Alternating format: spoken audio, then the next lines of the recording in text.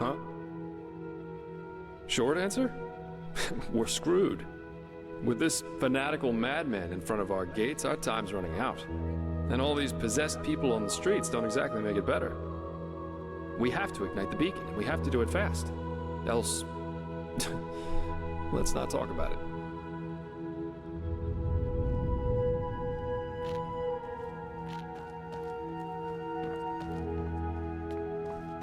Prophetess.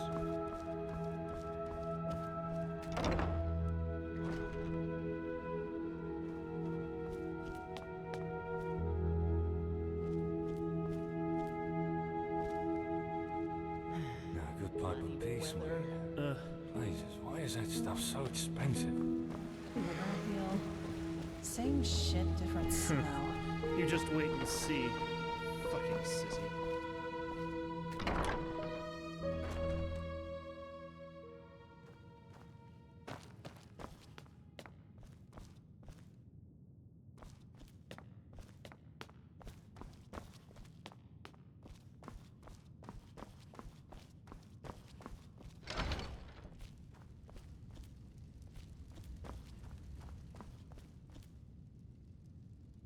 Saira, what are you doing here?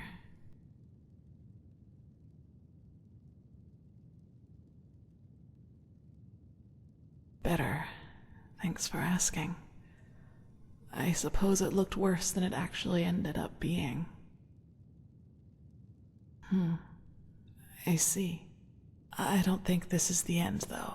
I will be back on my feet again in a couple of hours and will help defend the temple. Nothing is worse than lying around like this. Just find the Numinos for us, Saira. That is all that matters.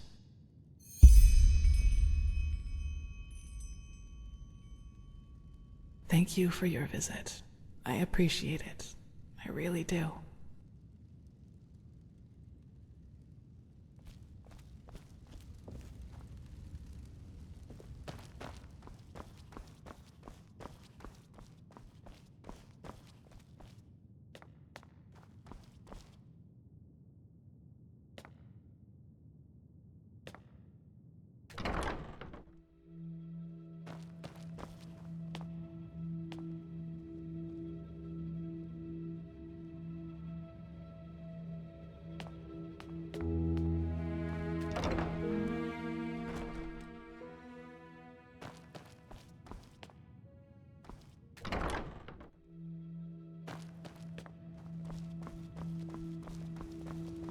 The fabled prodigy. I hope you can live up to what they say about you. I really do.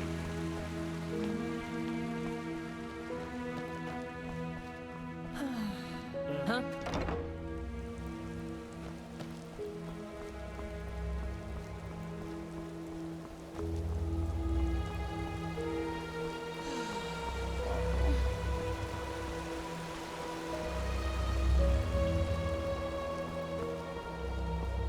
Well met.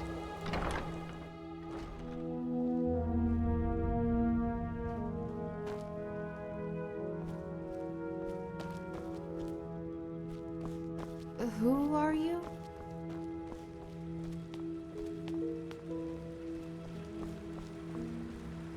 Oh, Adila. What did you do?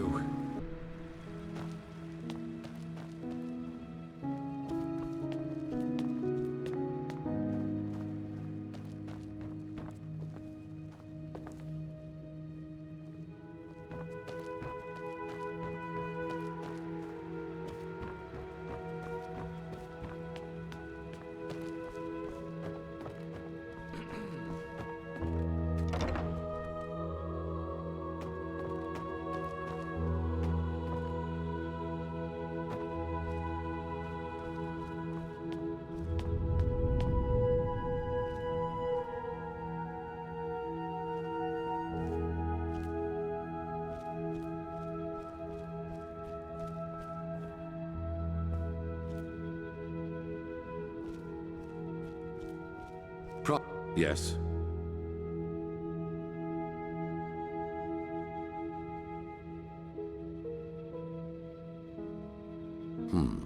You know, I know Natara better than you might believe, and I know the reason for her untouchable demeanor. Fear. She's afraid of losing something important to her, something that she helped to create, and that is the Order. You probably do not know this, but unlike most keepers, Natara was not born of the Sublime Path. Even more than us, she had to fight for her place here. And through immense willpower and discipline, she made it. Not only to become an ordinary keeper, but into the highest league. Correct. It is all she has ever lived for, and she's afraid that change will destroy it. Your admission into our ranks, our truce with Narazul's mages. She believes that my imprisonment made me into a fool whose only intent is to get his will.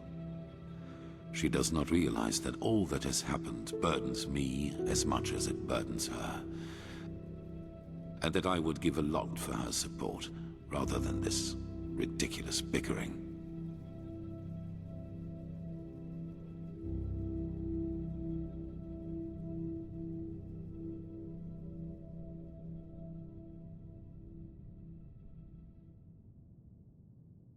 Everybody needs someone to back them up from time to time. You know, as humans, we are not so different from animals as some try to make us believe. We are like wolves, and every pack needs a leader. Someone in front who is not afraid to make the hard calls. And this is who I am. I did not ask for it, but I will not fail. If my resolve weakens, the others will lose their courage, and I cannot let that happen. But that does not mean that I regret any of the decisions I have made. None of them. That's none of your concern, but I presume you have your assumptions.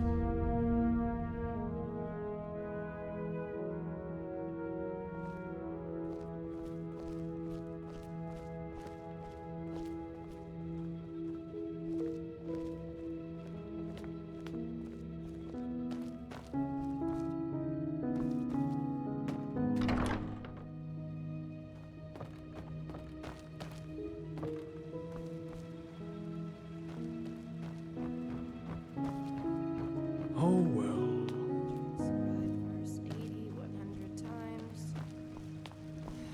Sky can rain fire. Magisters never change.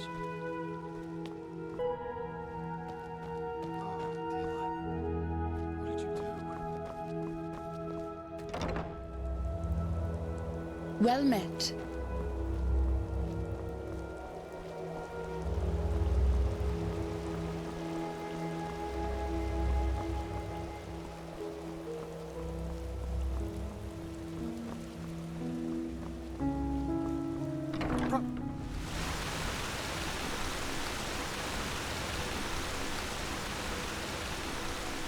My Dame Deluna, and I felt it.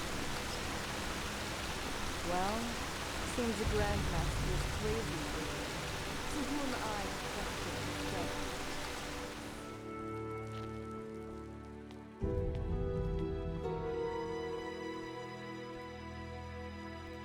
And so the circle closes, as it does for these three virtuous souls we are mourning today.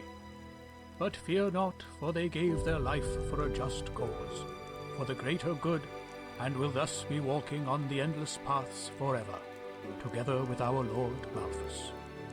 Magistra Jaela, keeper of the third sigil and master of the archives. Stalwyn Willowsong, keeper of the first sigil, and Legion Lightman, novice. May the Lord receive your souls today and grant you that you may walk the paths for eternity. Oh, just shut up, won't you? As if you believe any of this yourself. Keeper, you... Malthus is dead. Our Lord is dead. And if even he could not last through the ages, how is he supposed to lead us along the eternal paths? A dead god? Take her away. Yes, just go on. Close your eyes and pretend that none of this is happening. It's what you've always been good at. The cleansing is our punishment, don't you see? The punishment because we failed the Lightborn. That we let someone kill them. And the High Ones will take us all. Do you hear me? They will take us all.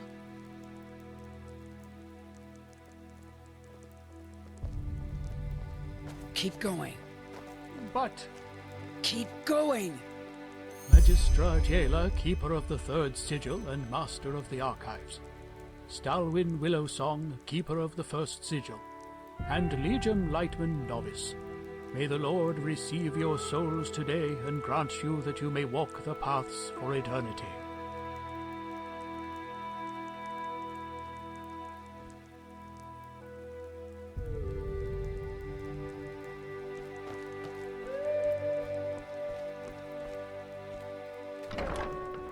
Well, there comes a point when you just have to live with it.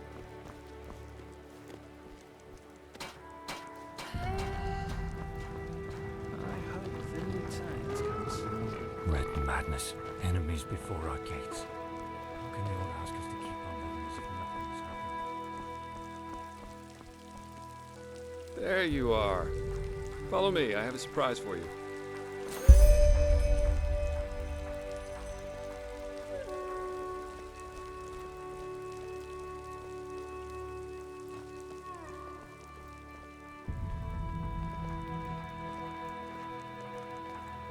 Pennies for a sack of grain. This is madness, all of it.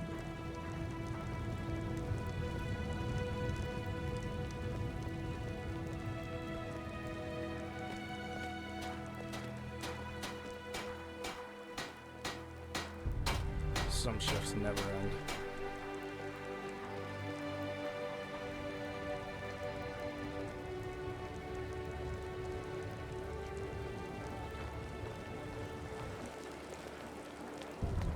Hard times, these are. Hard times. By the way, they're called the Nighthawks, a group of minstrels from Duneville. They came to play here in spite of the siege. Take your time to listen if you want. I'll wait upstairs.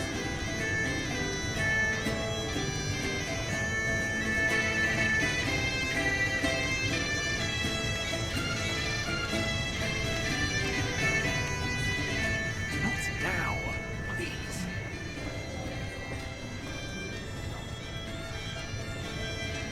Huh? That book on the table's for you. Come, read it.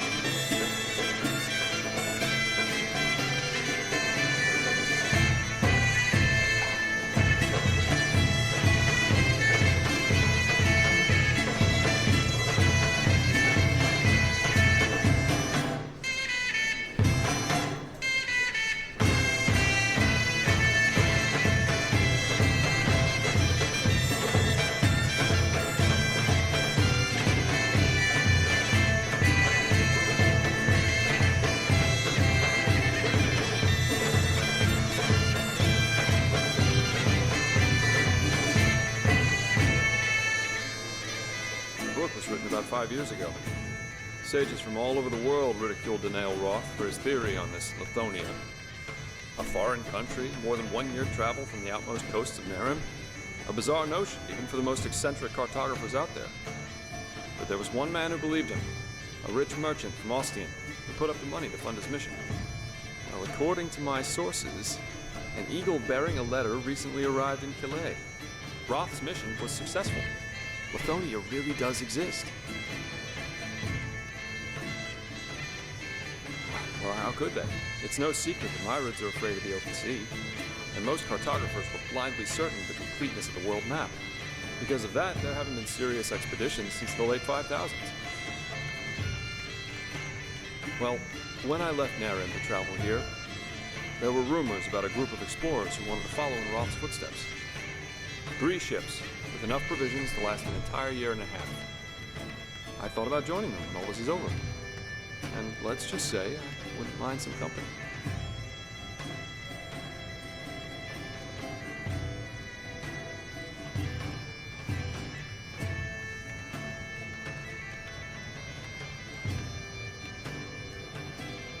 Yeah, they're fugitives. People who have lost everything in the Naramese wars. And of course, merchants and adventurers like we'd be. And wouldn't that be great? Something so new, so unscathed, with things to discover that no one's ever seen before. I have a problem with us living as other people expect us to, rather than making our own future together. Call me a fool, but traveling to an uncharted continent sounds like it goes along quite well with that ambition.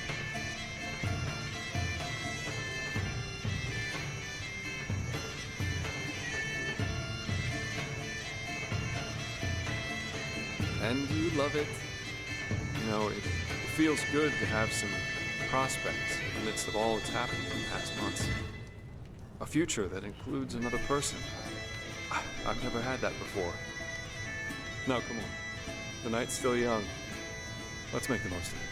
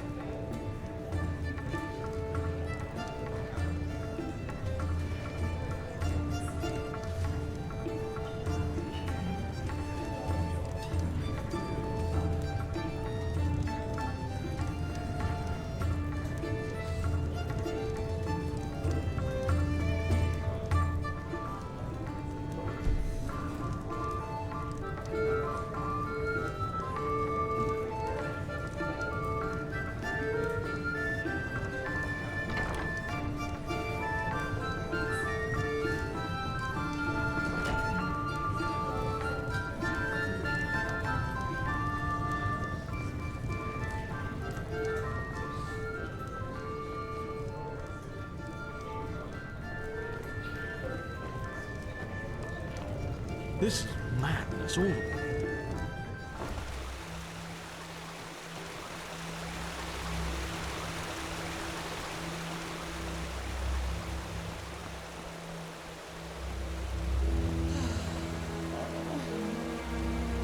Huh? Hey there. It's good to see you. So, shall we do this? The Grandmaster said by tonight Skyrim should have deciphered the old maps. All right then. Let's wait until nightfall. Go on ahead. I'll follow.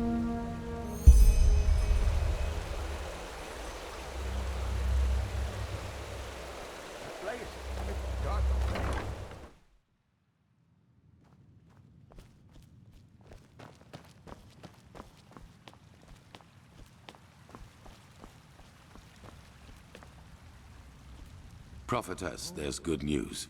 We were able to decipher the Starling's maps, and we now know where to find the City of 1,000 Floods. Sharon was just about to explain. Sharon? Yes. I suppose you already know that Vin hasn't always been like it is now. In the time of the Pyreans, it was one big continent, which they called Pangora. Only the Starfall in the era of Azataron's madness split it apart. In other words, the Pyreans dominated the entire world as it was back then. It was a world empire. However, until recently, we always thought that the Empire's capital, the City of 1,000 Floods, was situated somewhere near where Kira is today. We were wrong about that. It was here, in Enderal. Here? Here, Beneath our feet, to be precise. Under Ark? Yes. We don't know whether it was a coincidence that Malfa's vassals set the foundation of Ark here, out of all the places they could have. But they did. The heart of the Pyrean Empire was here, right where we stand. Only it's buried now. Well, that's just how he is. Always talking rot. Hardly. Sadly, the Order never cared much for archaeology.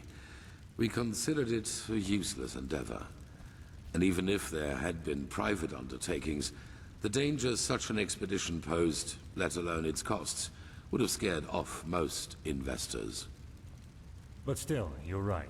If the Order would have bothered, we could have saved ourselves a lot of trouble. However, it doesn't matter now. What matters is we now know where the last cleansing took place, and that it's somewhere we can reach. True, but there might be another way. Do you know the myth of the Black Guardian? The Endralians believe that there is some kind of demon deep down below the surface, and that you can even hear him scream if you just listen carefully. Rubbish, of course, but I think that these screams are the sound of wind. And if there's wind... There are tunnels. So you're saying that the Undercity's cavern reaches that deep? Into the City of Floods? Into what is left of it. All we need to do is find an entrance point that can lead us down. Then we leave without further delay. There's no point in leading an army down there, so the four of us will go alone. Prophetess, speak to the Archmagister and tell him to give you the word of the dead and the container for the Numinos. We will need both. He's at the beacon. Shouldn't we at least think this through before we go? Ready your equipment. We'll meet at the gate to the Undercity. Huh?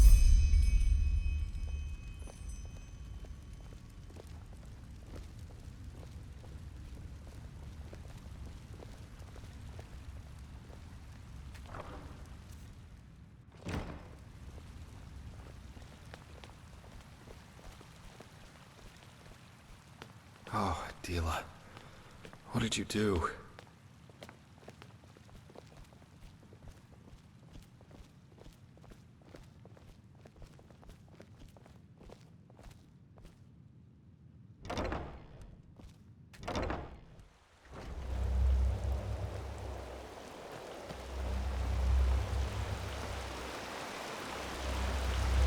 I can't believe Sigil Berabatar betrayed us. Not him. The Prodigy, huh? Apparently we owe you for the shards of this sigil stone. I didn't think I would ever say this, but thank you.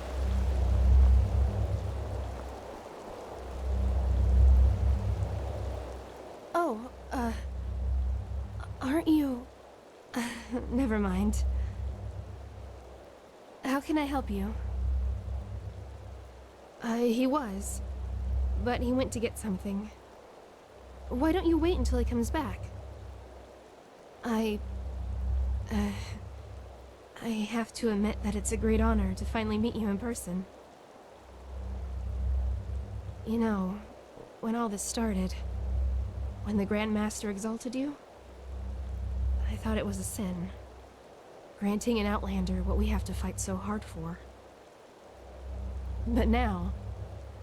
Phew! I think Malthus, or whoever sent you, that he did. We owe you a lot. Really.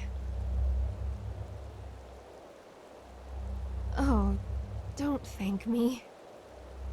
Say... may I ask you something? The beacon. Do you really think it'll work? I mean, I'm just a novice, but... if it can really banish the High Ones, how come the Pyreans couldn't save themselves? I just don't understand.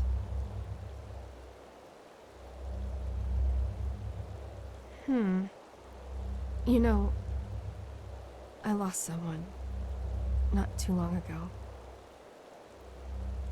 It was the Naramis, under the command of that butcher Korik. My family has a small farm near the coast, and when the first of the Naramis ships landed, I immediately rode to them, to get them into the city, into safety. I'm sorry. This isn't easy.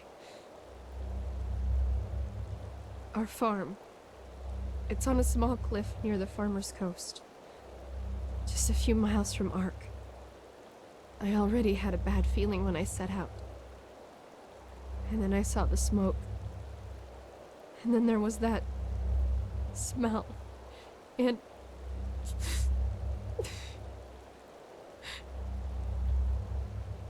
the smell of burnt meat. It was everywhere. I rode faster and faster, and then when I got to the house, I saw that it was on fire, and that someone had put up 3 crosses, and they were burning too. My mother, my father, and my sister, they were still alive, you know? And I just stood there, and there was nothing I could do. Do you understand? Nothing. And it doesn't matter how I try to look at it. It all amounts to one thing. I was too weak. I was too late, and I was too weak. That wouldn't have happened to you, would it? You would have done something. You would have saved them. Just as you'll save us. If I could just be more like you, then Your flesh. Yes, that's it. All I need is a piece of your flesh. And nothing like that will ever happen again. Why? Is that so hard to understand? I don't want much, just a small piece of it. But you just don't want to share, isn't that it?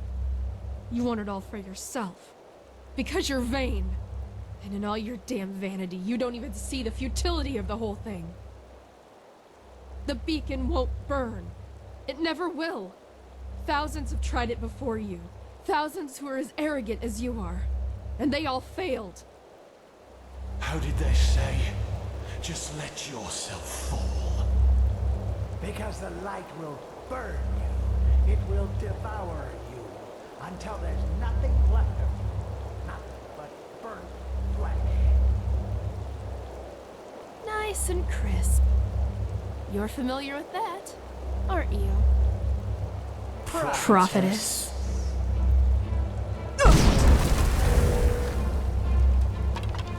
By Malthus, we need to stop them.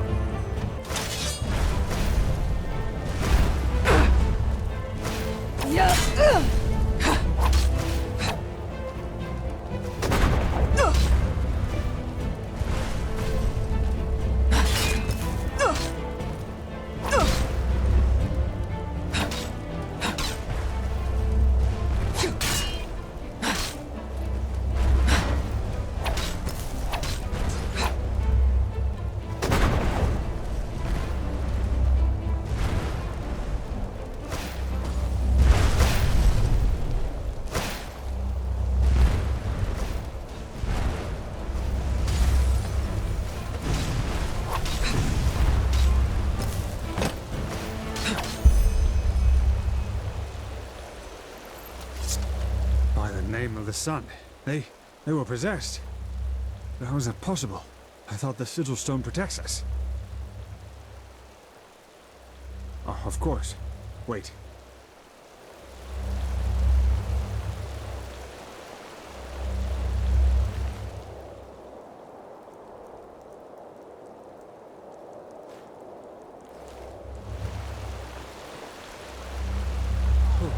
The damage is within acceptable.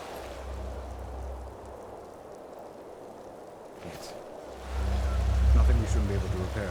But wait, what is that noise?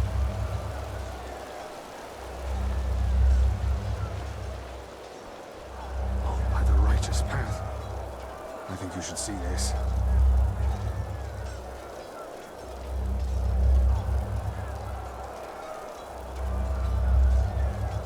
What in blazes happened here?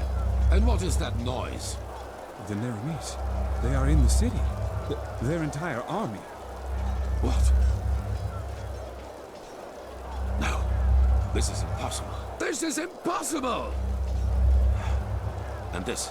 What's the meaning of this bloodbath? I don't know, Grandmaster. The High Ones somehow were able to possess the Keepers here. They tried to destroy the beacon and kill the Prodigy. What? But the stone, we... Grandmaster, you have to see this. What? That the Neramis are in the city? I know that already. No, we know how they did it. The true Chessa betrayed us. Nonsense. It's the truth. She and almost a third of the Keepers followed Bartar's example. Come, you should hear it for yourself.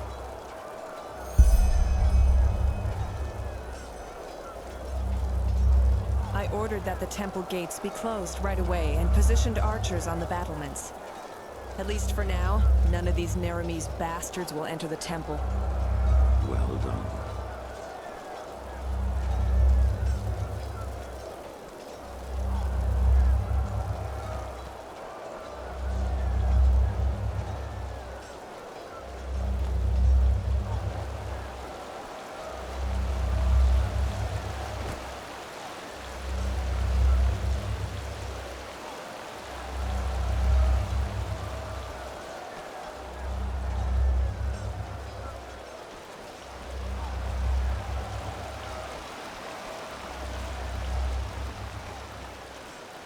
There.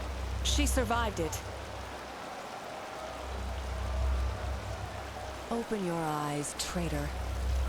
What? Hi, Grandmaster. I am so sorry. It shouldn't have happened like that. Oh, my mouth is... What have I done? Tell us what happened. Of course, Grandmaster. I will. The Chessa, she contacted Korak and asked for... Relax. She's bleeding to death, Grandmaster. We need to get her into the curarium. We will, once we're done. Continue. The Chessa arranged a meeting with Korak. What did she want from him? A truce. She offered him the city if he would promise not to harm anyone. She had this stone, you know, this sigil stone that protects us keepers from the High Ones. Korak, he agreed. Once the gates were open, he... Yes, the Chessa, he just...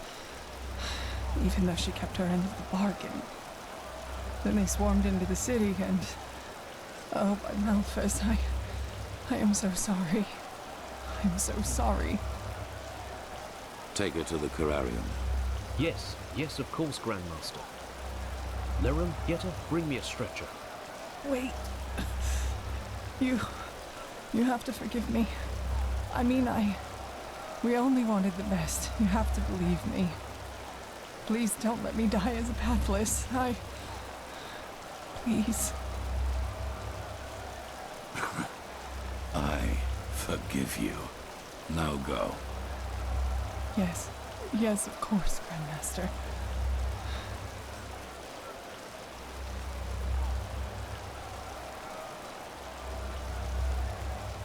What are your orders, Grandmaster? We aren't many, but if we use cunning, we might be able to drive them back out of... We will not. We are no more than 6 up here, and the Neramis are thousands. And both our black powder and our boiling oil are in the barracks. Then it's over. We have lost. What? No! Nothing is over! They can't be that far into the city yet. We only have to drive them out of the gates, and then... And how exactly are you planning to do that? By loading the cannons with sugar mint and shooting balls of herbs at the Neramis? Great idea, really. You sod him! Quiet! Narajil and Sharim are right, Commander. Ark is lost. But our war against the High Ones isn't. The beacon still stands, and it will continue to do so as long as we hold the temple. We've lost the battle, yes, but not the war. All we need is the Numenors, and then the beacon will be lit. And what then? I don't think Korek will withdraw once we've destroyed his vision of this ascent. Correct, he won't. Which is why we will surrender. What? It is the only way. As I said to the Trechesa before, this war is about more than just us. If we choose to give up now, or if we choose to fight and die down there, Korek will destroy the beacon either way, and let the cleansing happen. We will prevent that at all costs. Which is why we will find the Numenors, light the beacon, and then surrender. And what, hope for mercy? Korek has more than once demonstrated what he means by mercy. I am not hoping for mercy. We will die, but there is no alternative. Korek isn't man enough to participate in the battle himself. So even if we were to break out and fight, all we would do is kill his delusional soldiers. And their deaths would be as pointless as this entire war. Once the High Ones are vanquished, we've done our duty. That's it. But no! We are warriors, and true warriors fight! You've said that! Ask questions. Like the question, when does a battle for ideals become nothing more than a battle for vanity?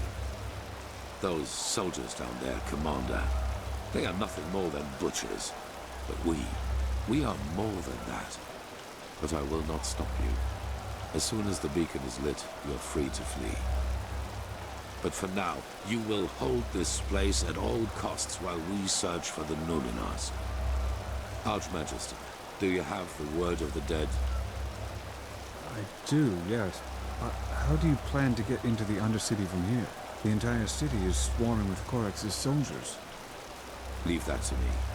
Commander Aaron, gather the remaining keepers and arcanists. I will address them.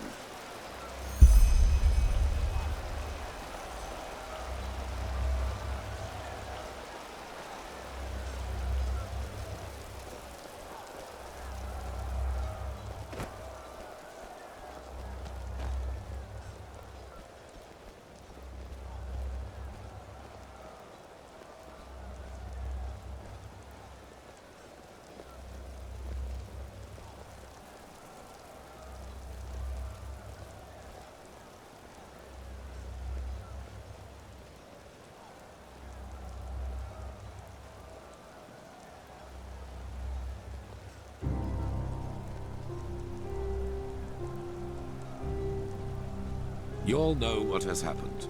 We were betrayed by our own brothers and sisters. As we speak, people are dying, slaughtered by the Nerimes, who think we are their enemy. And I know what you are feeling right now. Anger. Anger aimed at those in our ranks who did this to us. But you're wrong. Despite their deed, they wanted to protect us, to fulfill their holy duty. And the same applies to Korek and his soldiers. Yes, they are deluded. Yes, they have committed crimes past redemption, but they, too, only did what they thought was right. If there is someone to blame in all this, it's the High Ones, and no one else. They, brothers and sisters, they are the ones responsible. They have no mind, no compassion, no soul, and their only reason for existing is to destroy. They are cowards who act out of the shadows and play us against each other like puppets on strings. And right now, they think they have won. They think they can defeat us. But they will fail, because we are still here. We have the beacon, the only thing capable of stopping all this madness, and that is exactly what we're going to do. After that, you are free to go. Flee, fight, do whatever you think is best.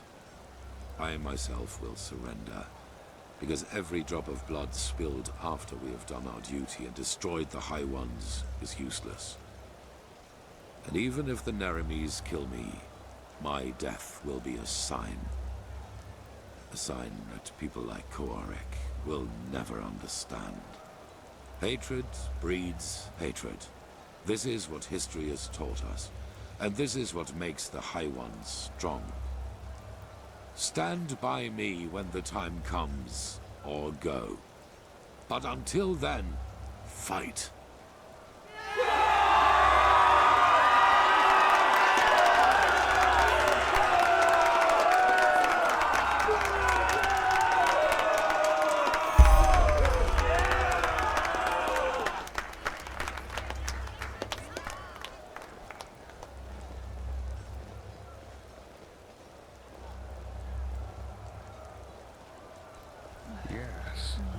Yes, that just might work.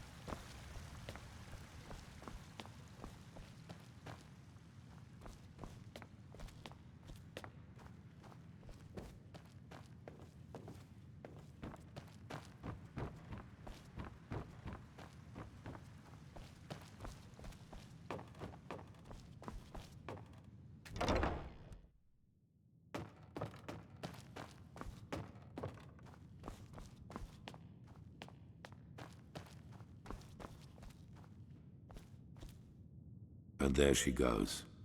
4,000 years this city has stood. And now she is a flame. It is a tragedy.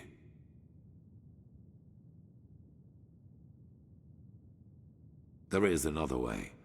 I suppose you already know that the Order was never proud of the fact that something like the Undercity exists. And due to your dealings with the Relata, you also know that we, the Order, had an informal agreement with them. They rule the underground and we rule the surface. In reality, however, this is only half the truth. We never handed over the reins entirely. There is a Plan B in case things get out of control and the Undercity's inhabitants revolt, like they did once during the Blood Moon riots. Probably. I will make it short. There's a set of tunnels throughout the King's Mountain on which this temple was built, and they lead all the way down into the Undercity. They were built to release poison gas into the entire cave system. It would have been an option. With the gates to the surface barred, no one would have survived. Down and back up again. Yes, the Neramis do not know about these tunnels, and when they find out, it will be too late. We descend, we find the Numenors in the City of Floods, and we light the beacon. After that, you know what I will do. There is a way into the tunnels through the dungeons of this temple. Meet me and Sharim there once you're ready to depart. And bring your beloved with you. Prepare yourself. We will meet in the dungeon.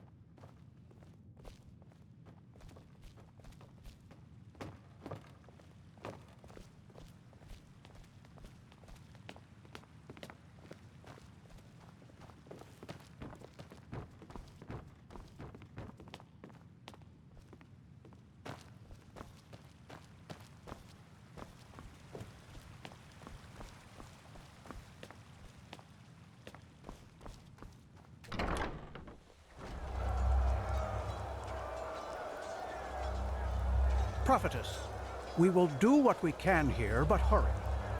Who knows what the Neramis will come up with to get inside?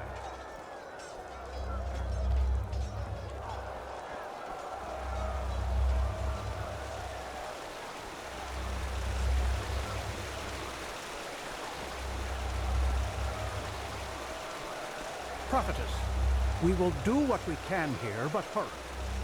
Who knows what the Neramis will come up with to get inside? Hello, fair lady. So what did the Grand Master say? Poison gas. Now, if that isn't yet another example of the unimpeachable holiness of the Holy Order. But I guess a way down is better than none. There was one thing I wanted to ask you before we leave.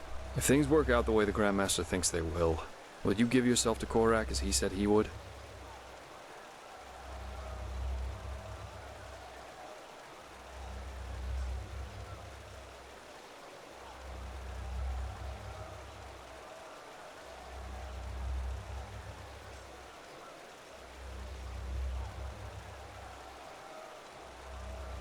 Yes. That would be a waste, wouldn't it? Anyway, I'll go catch up with Meister Cynical and our esteemed Grand Master. Couldn't ask for better company on a suicide mission like this. Just meet me at the dungeon once you're ready to set out.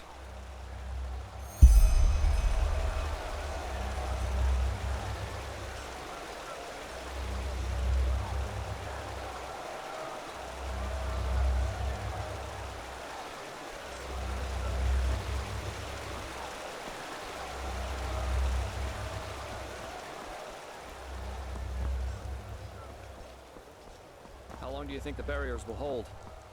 They are the same as the ones the mages put up at the gates. Nothing will get through there that we don't want.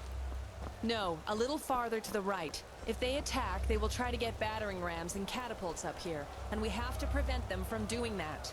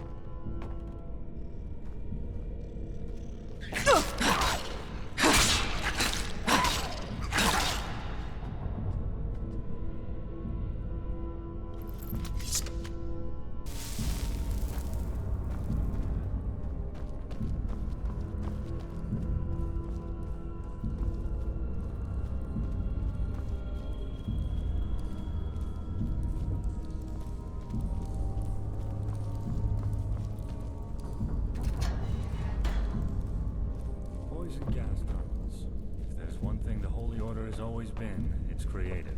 My respect for that, Arithiel. They're here. One moment.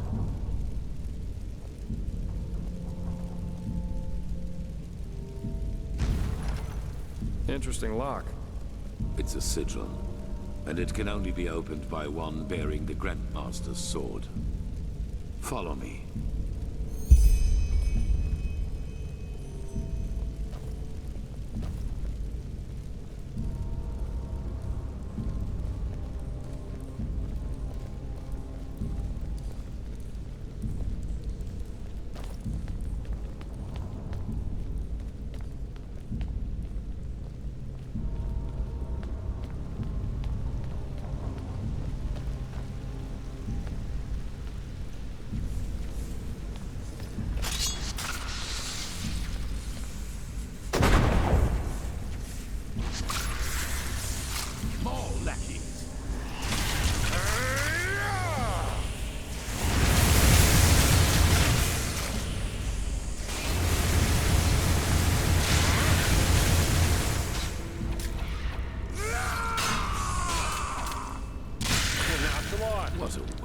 so easy.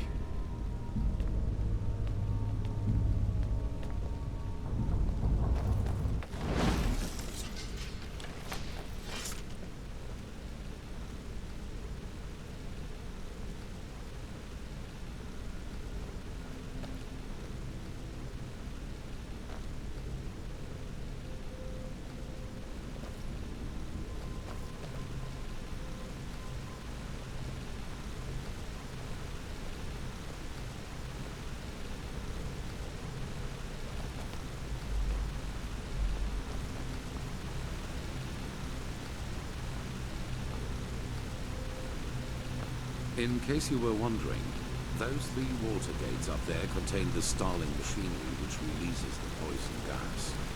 As long as we do not open them, we can pass safely through the tunnels.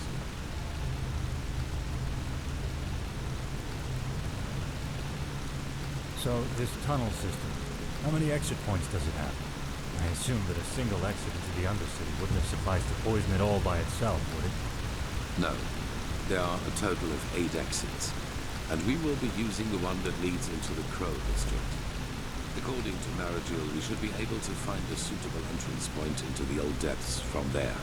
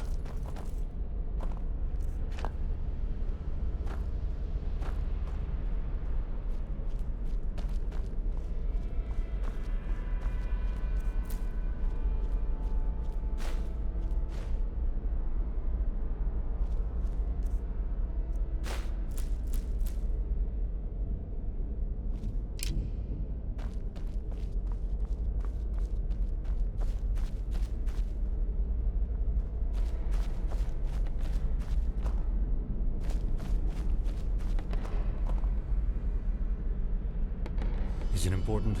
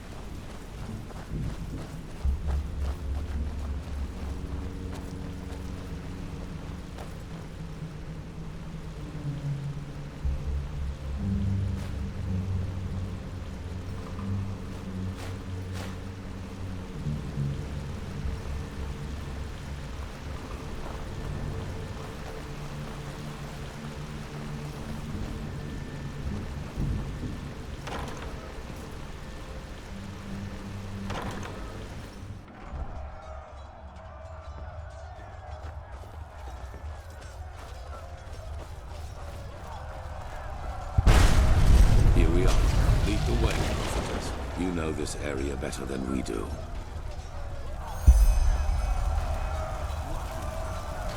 The world is dying.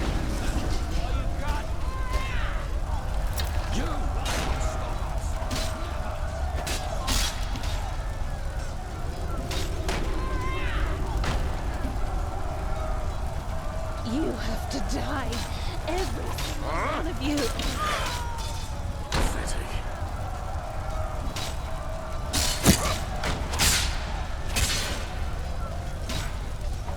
Just a scratch. Where'd you learn that from, your grandmother? What a waste of time.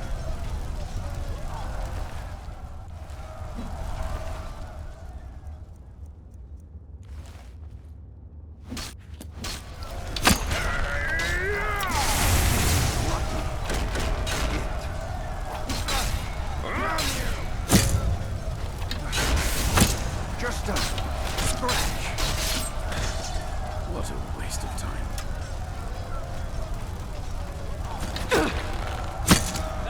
All you got?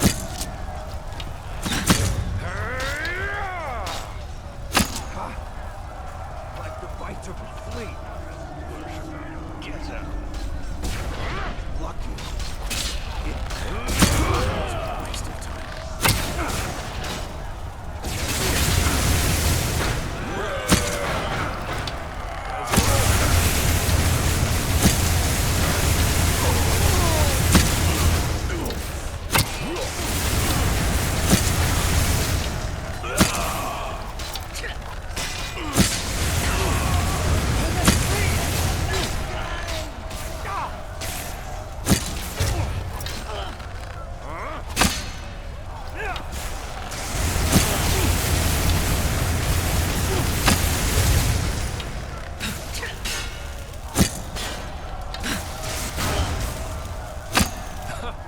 Where'd you learn that from, your grandmother?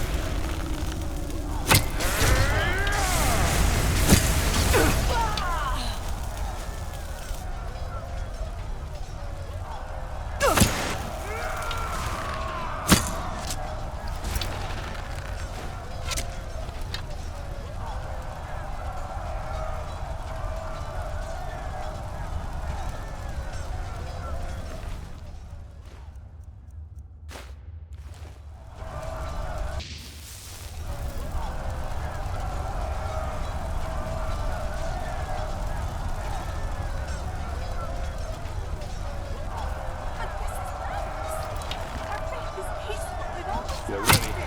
Lucky. Is that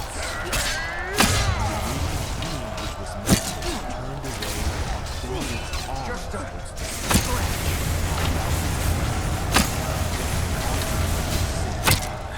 everything. What a waste of time. Even the shack of Enderal itself.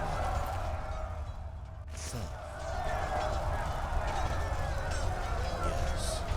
And those who still doubted the divinity of the light after their revelation were smitten apart. Desire smoke and embers. Smoke and embers for the infidels. Doesn't out to peacekeepers. Let it go, Friar. They've already passed judgment.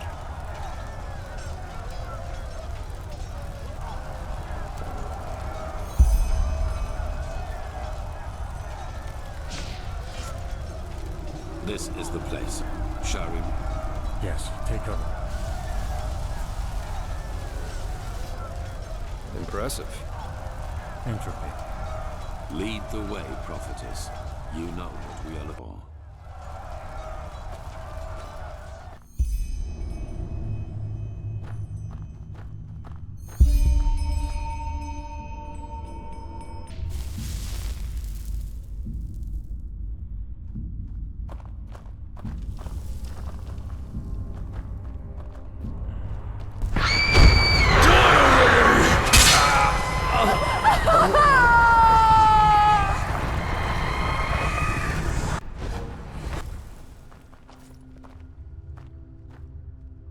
Hey, you alright? You look pale for some reason. It was the echo, wasn't it? Stronger? That might be because we're getting closer to where the last cleansing happened. If we just follow the visions, they might lead us directly to the temple, and thus to their version of the beacon.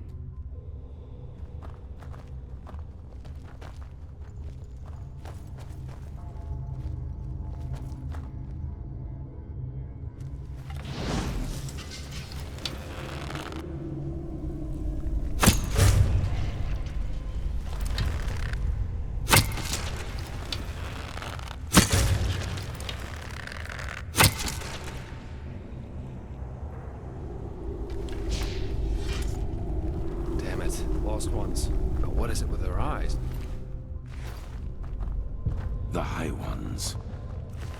Trying to prevent us from reaching the temple.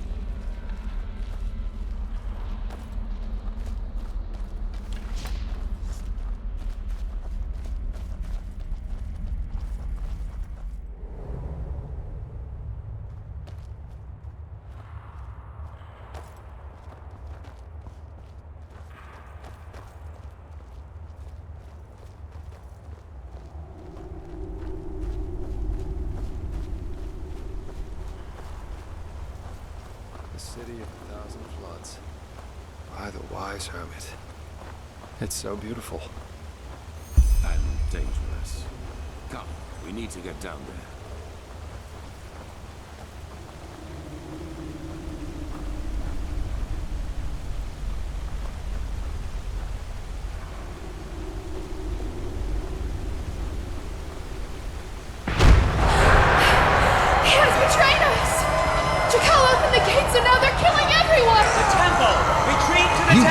Choice, and you've chosen ignorance. Now pay the price.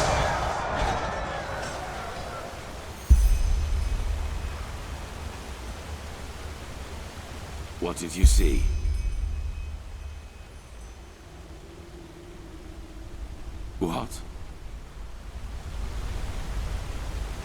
Yes.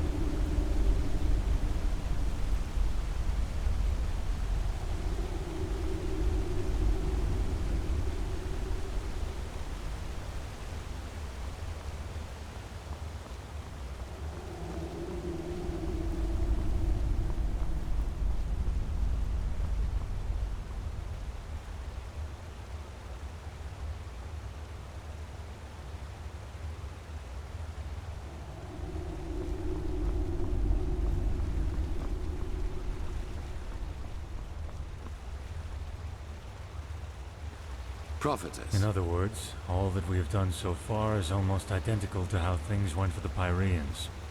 We are still part of the pattern. But does that mean everything we've achieved hasn't made any difference at all? That we found the Black Stones, the ancient starlings?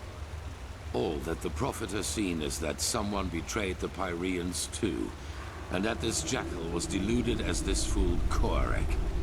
We knew that already. We are the first to be so close to lighting the beacon. I can feel it.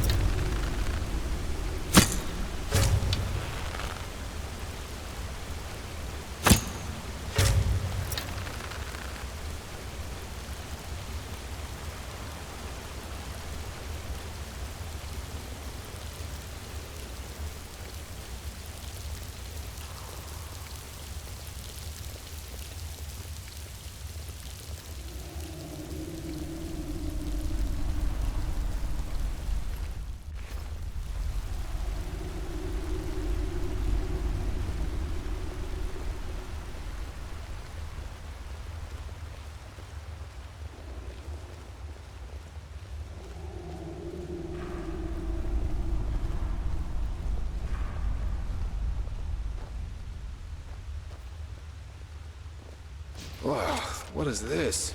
Some kind of messed up puppet theater? How can these corpses still be here after all this time? They should have decayed long ago. Good question. It looks like magic to me. Look at how gray their skin is. Like ashes. I see, the cleansing did this to them, right? This must have been their final moments before the High Ones devoured them.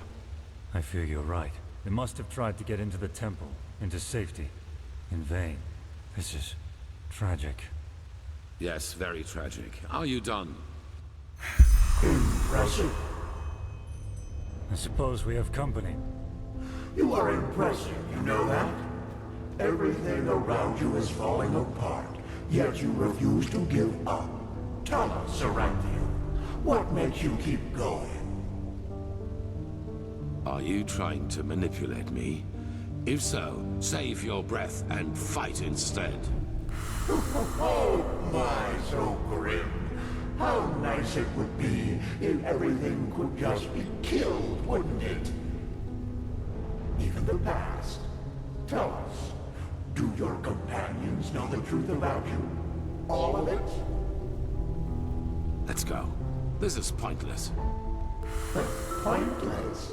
You wound us. All we want is to help them understand. Just look at them. How clueless they are. Are you deaf? Shut up. Your games don't work on me. You'll take that as a no.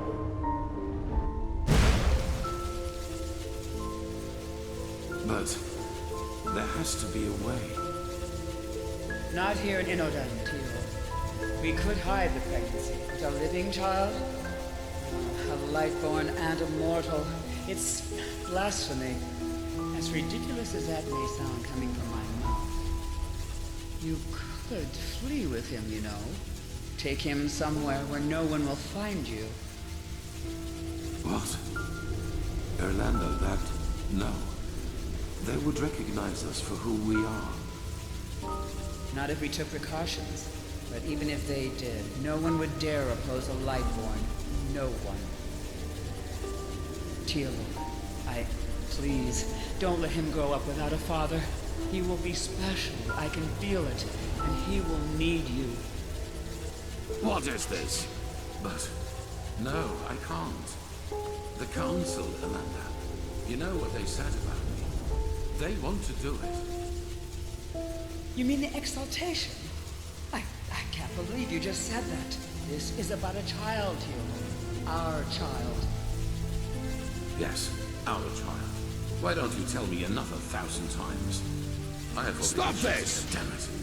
And you should know that better than anyone else. You know how hard I've worked to get here, Orlando. And now you want me to give it all up? For this thing? Teal, how? I just don't know what to say.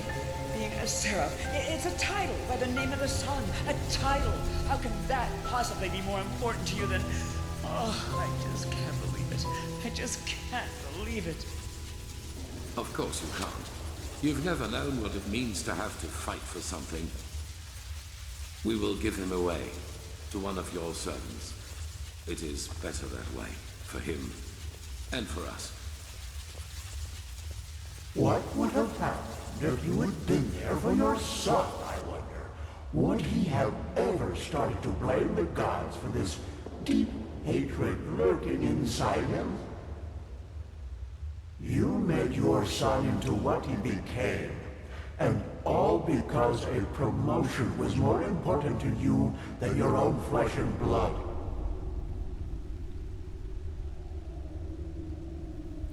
And that is why you will fail here, don't you see? Because failing is what you do. As a soldier, as a protector of the gods, and as a father. You are a butcher, a loser, not the glorious savior you want people to remember you as. Admit it already. Quite a wise hermit, that's a lot of them. If you have a plan, Lorenfield, now would be a good time to fill us in. We will see about that. Shards, you and the mercenary cover our backs.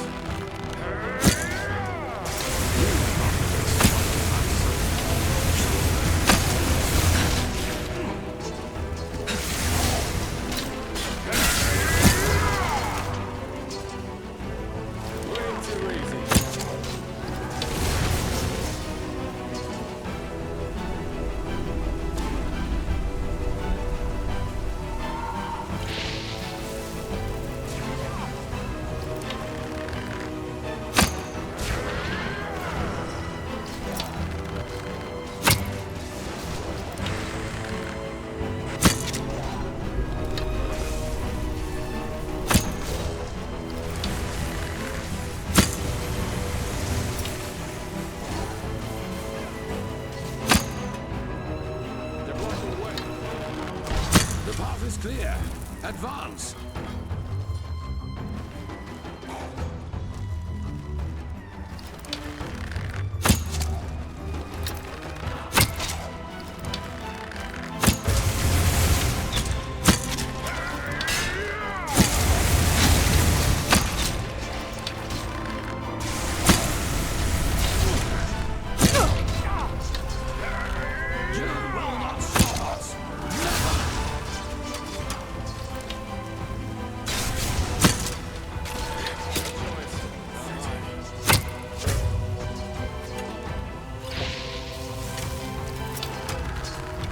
hermit. Let's never stop.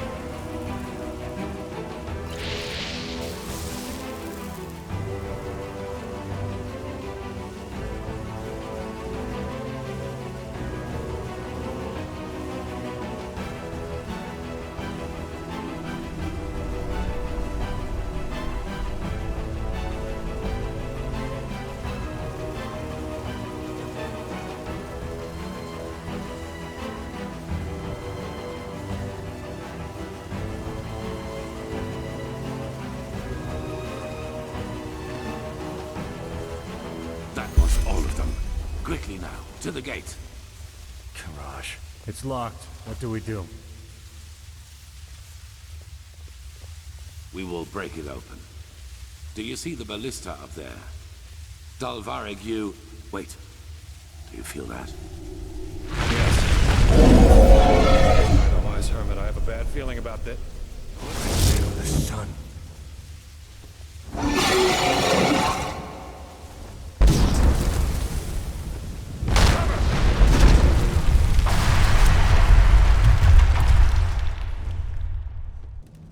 Wait, she's moving. Yes. Yes, that is good. Stay with us.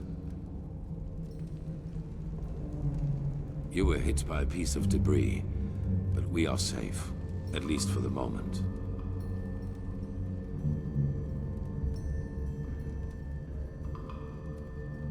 His attack brought down the entire facade, but it also cut him off from us. He will not be able to get inside here. The building came down on top of him. There was nothing we could do. I know how close you were. I'm sorry. Yes, and we will. But to do that, we need to find another way out of this place. So, no matter what else we do, we first have to go deeper into the temple. We finish this. That arrogant display of the High Ones was a bluff. They are afraid of us, and this puppet show out there was their last trump card. But they have failed. We're here, and we're close. All that matters now is that we summon the High One and take the Numinos from him. Then it is over. Thank the gods your injuries are only superficial. Just try to keep up.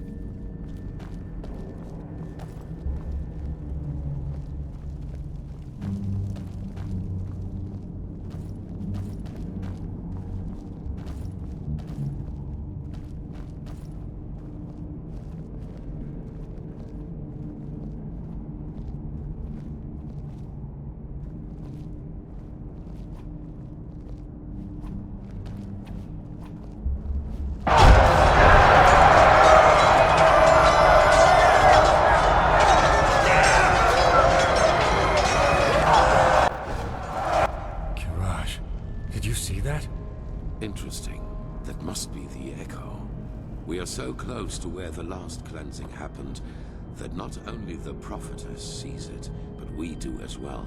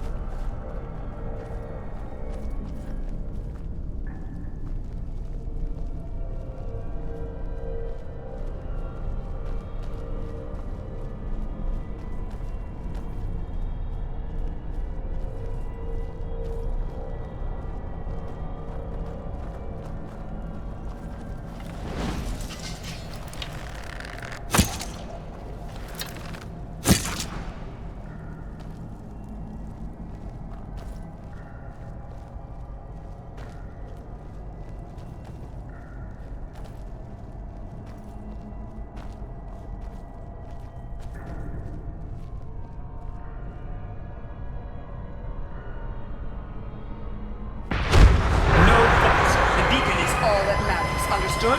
They must not harm it.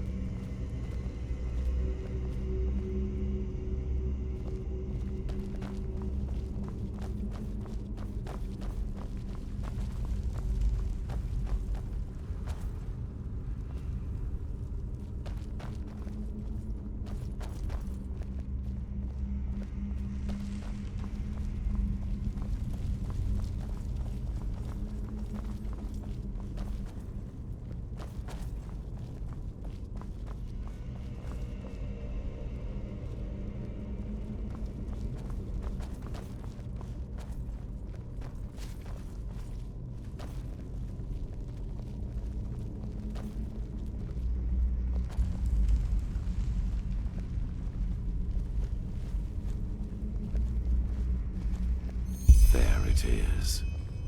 The beacon. By the gods, how similar they are. Sharim, do you have the word of the dead with you? Yes. Good. Then place it in front of the beacon, and prepare yourself.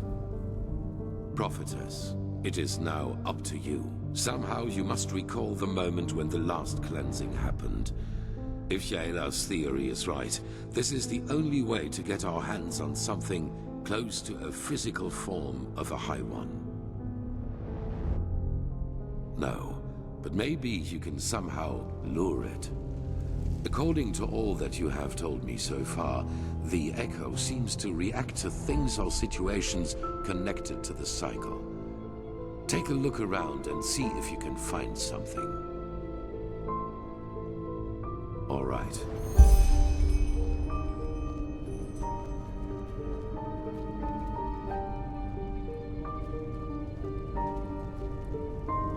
beacon was created to banish the High Ones from existence, but to do that, we need something from them.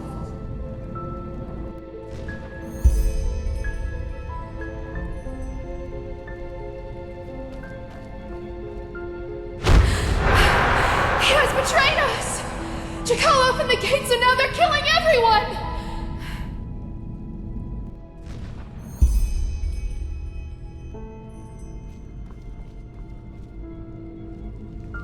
The core of this sickness is in people's heads. It is a way of thinking. But you will never understand that, High Priest. Will you?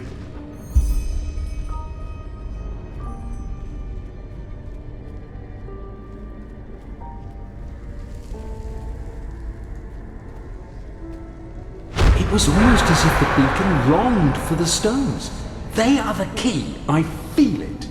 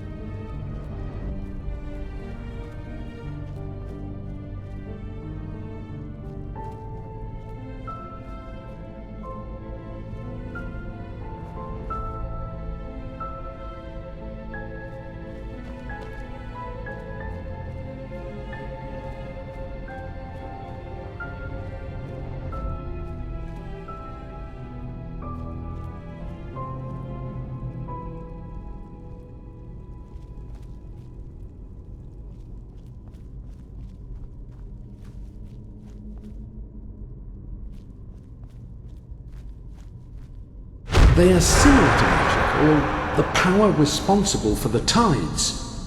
They are pure energy.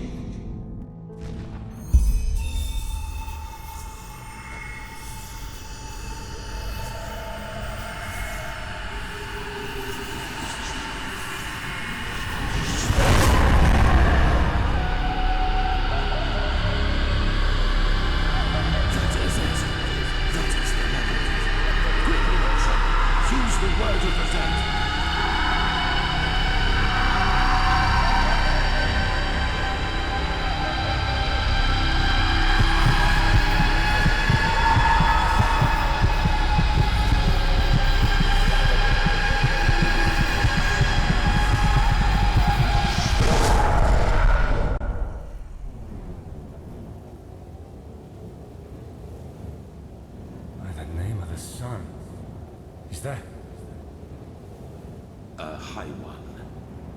We have made it. How are you feeling, Prophetess?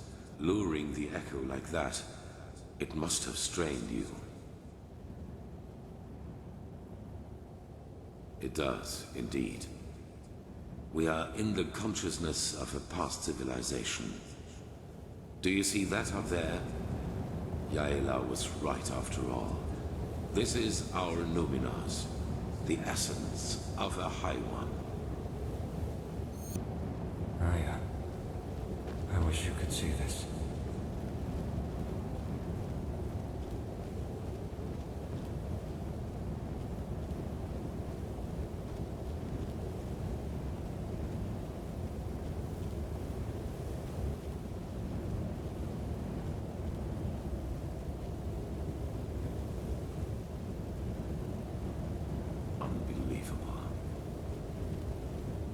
I have done it.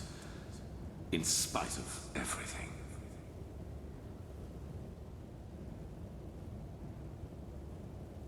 We are in his thoughts. What could you do against that? Time does not exist here. At least not as we know it. We will see about that. Maybe that question will answer itself. Sharon, do it. Carry the container to the essence. As you command, Arantheal.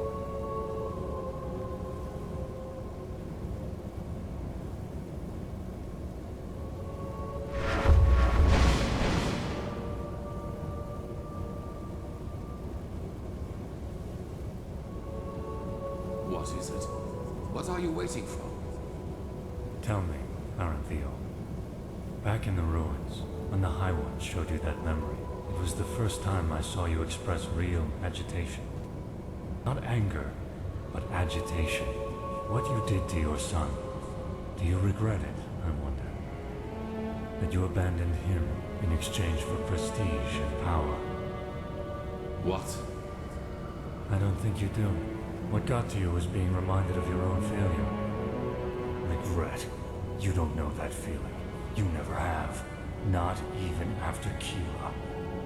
Child, what are you?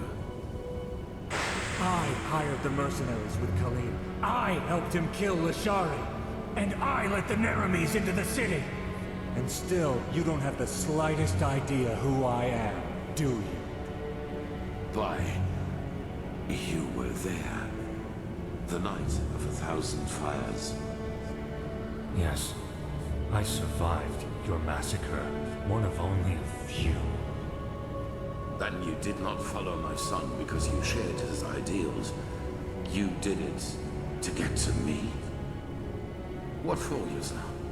Justice? Justice. I am done with this world, Arantheo. I have been for a long time now.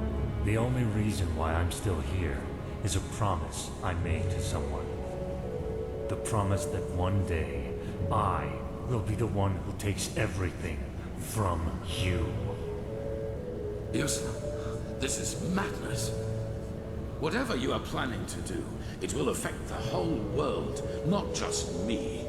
If you want my death, why not just wait, damn it?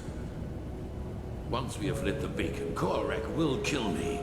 That way, all those innocent lives will be. Just shut up! You take me for such a fool? As if there's anything in this world you would want more than to die a martyr! Tealor Arantheo, conqueror of the High One, savior of mankind. You like the sound of that, don't you? You like it so much. You know, at first, I was so frustrated with all the setbacks. When the Prophetess saved Lashari's research in Al-Rashangrad, and when Quarek's first attack on the city didn't succeed. But then I realized that all of this would be so much more gratifying than anything else I could do to you. Your final attempt, and so close to your target, only to fail by my hand.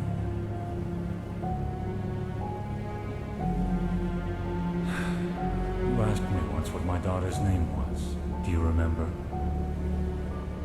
Yes, I beg you, please. Lena. Her name was Lena.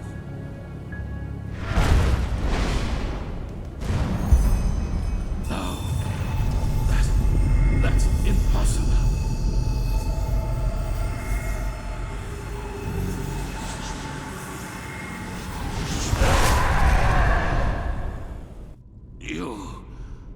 You fool. Miserable, selfish fool! You killed us all! Impressive, Arantheo. You really were close. A shame that you were too preoccupied with yourself to see it coming. Beasts! You damn beasts! He was possessed! Possessed from the start! Oh no, Arantheo. I'm afraid that is only half true. We reap, but you sowed. Of course we possessed him, but you did all the heavy lifting back in Kira, when you gave the order to massacre everyone dear to him, including his wife and his poor daughter. And so, it is a happy ending after all, isn't it? Without the Merinos, you have nothing to use the beacon's power on. And the only thing it is good for now is the destruction of your own beloved city. It will be a feast, and there will be nothing left of you once we've devoured you. Nothing but cold, gray flesh. It is just as we said. You have failed as you always have done. What is it, Aranthio? Lost your tongue? No. No. I have not. Not at all. You have just presented me with a solution. Are you deaf? There is no solution. The cleansing will happen, and you will all die. Yes. Yes, we will. Your Messiah, the citizens of the city, the armies, we will all burn like the sun. And then, it will be over. You're fantasizing, Aranthio. Without...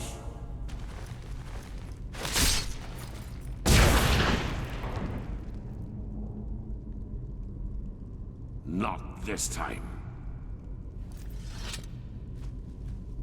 Here we must go our separate ways. Believe me, I wish it were otherwise. But in your condition, you would just be a burden. And I cannot afford any risks. I'm sorry. The High Ones are right. We cannot use the beacon to banish them anymore. But do you remember what the Archmagister said? Without the Numinos, the beacon's energy would burst out without direction. Cause a massive explosion, yes. And that is the only thing we can do for mankind now. Koarek was and is essential to the High One's plan. Whatever shape the actual cleansing takes, he wants to make sure it will happen. And we, Prophetess, we may have failed in breaking the cycle for ourselves, but not for the others.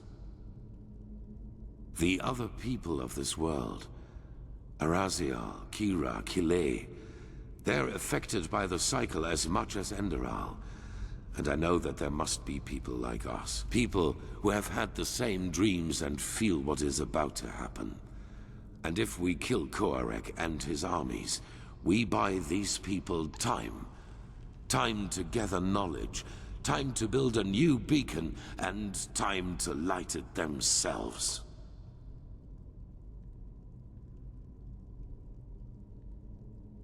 Those whom the Nerimes have not yet massacred anyway, you mean? They will die, as you and I will.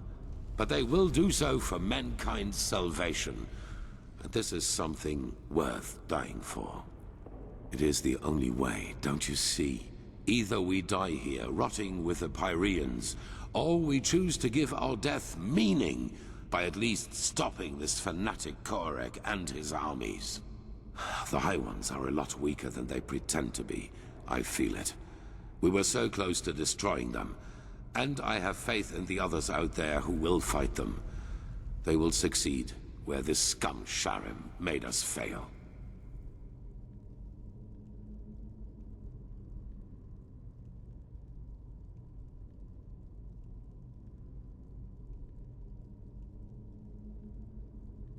So, a shepherd cannot decide the fate of his sheep. What is this really about, Prophetess? Your life? The life of this mercenary who's so dear to you? Now is not the time for arrogance and selfishness. All of this is about more than just us. That you fail to see this disappoints me, Prophetess. I thought better of you than that. But it does not matter anymore. I've made my choice. I'm sorry.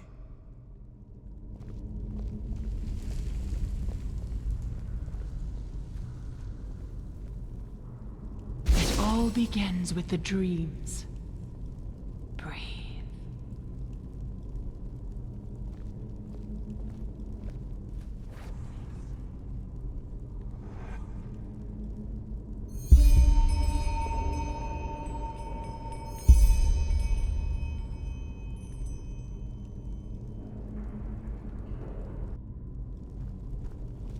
Into the mind of a High One? I hope you're joking.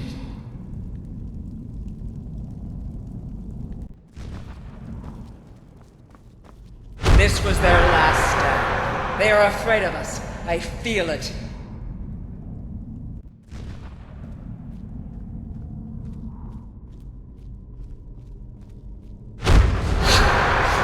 killed us! You've killed us all! You have just shown me the solution.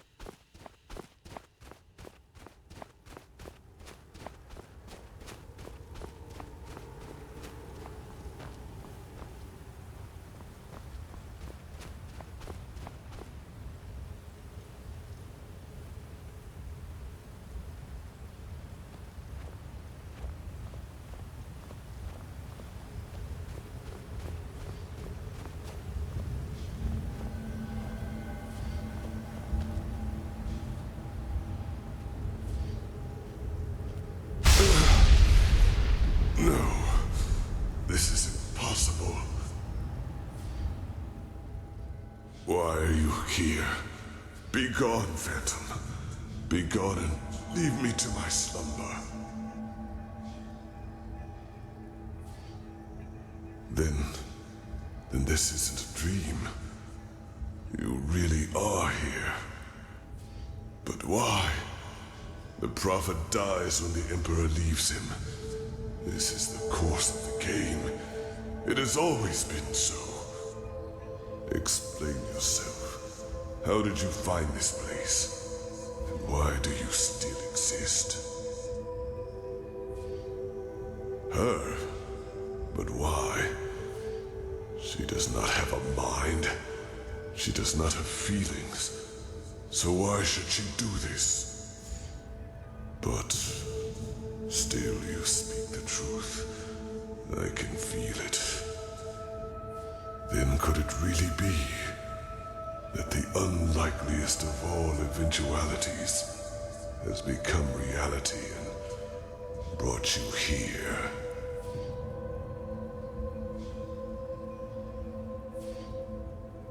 Coincidence or caprice, I do not know. The veiled woman cannot be understood. I am sorry. It's been too long since I've spoken to anyone.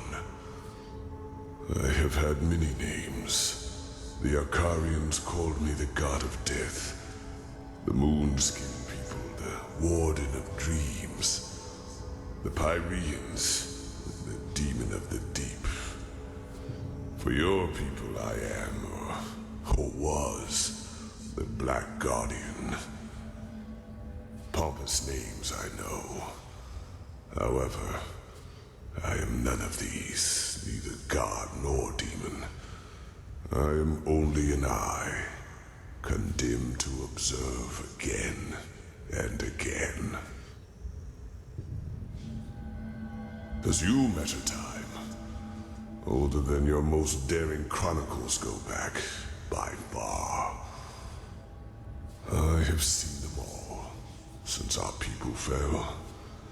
Every civilization, every cleansing, every turn of the cycle.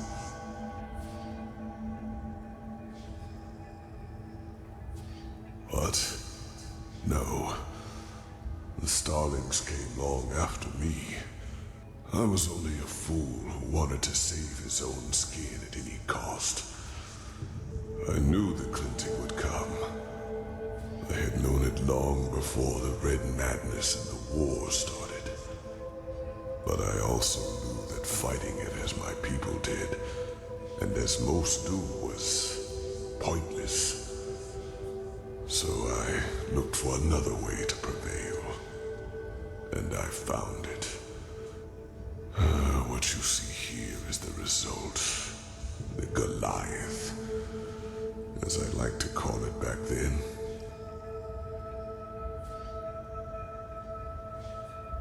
What is it? My self-dug grave. What it was meant to be was a body of steel, An immortal machine with which I plan to merge my consciousness. Only organic life could be reaped by the High Ones, and I thought that by becoming a machine, I could fool them. By the name of the sun, how brilliant I thought myself. I wanted to become a god, laughing in the face of time. But let me spare you my self-pity. What happened, happened.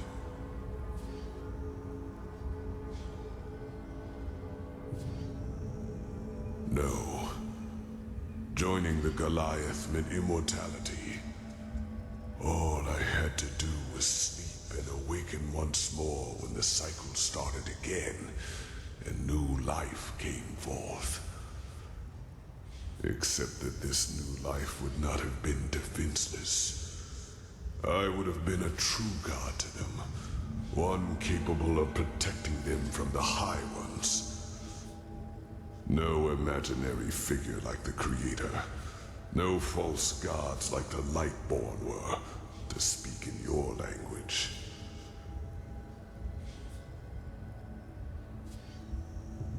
As the only one of my people, yes. But it happened faster than it should have. And when the cleansing occurred, the Goliath was not yet finished. And as the Emperor unleashed the light, I had no choice but to complete the joining too early. A fatal error, as it turned out. I did survive, yes.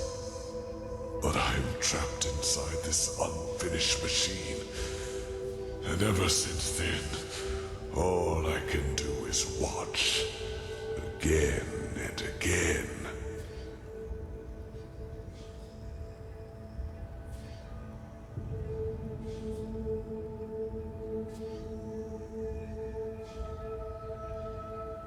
Yes, but a part of the Goliath is the eye. It allows me to see what happens on the surface everywhere. Not as literal as you imagine, of course. I see schemes, feel emotions, similar to your gift, to the Echo. But they are enough to understand. Yes. It was not how I planned it. The Goliath in its final form was meant to be divine, a synthesis of man and steel. But I overestimated myself, and I acted too quickly, driven by fear.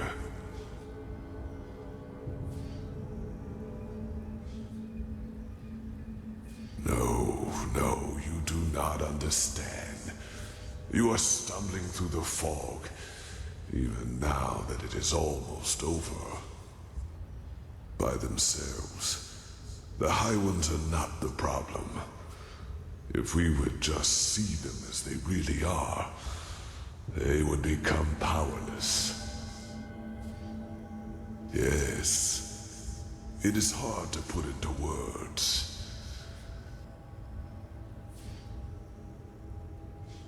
I myself do not know everything about the High Ones. Only that they are part of something we call the cycle. A civilization arises and blossoms, and then, always at the same stage of their development, the High Ones appear, and with them, the Red Madness.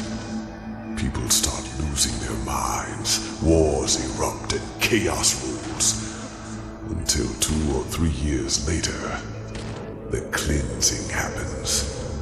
The moment when the High Ones devour the collective consciousness, the gathered minds of this civilization, to give birth to a new one of their own. Despite all of this, nobody knows what drives them.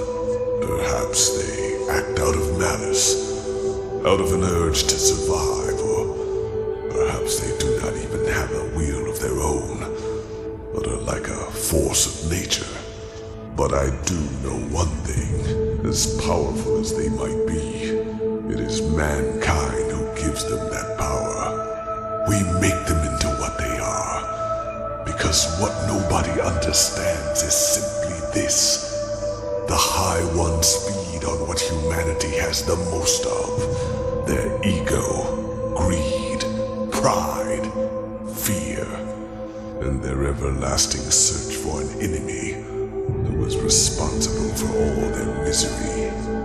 It is those traits the High Ones make use of. These characteristics are what make us human. And by themselves, they are harmless. Only when we bury them, when we deny them, then they play into the High One's hands. So why is this, you ask? It is simple. The High Ones alone cannot make the cleansing happen. Only a human can. With the beacon, my knowledge about it is as limited as my knowledge about the cycle.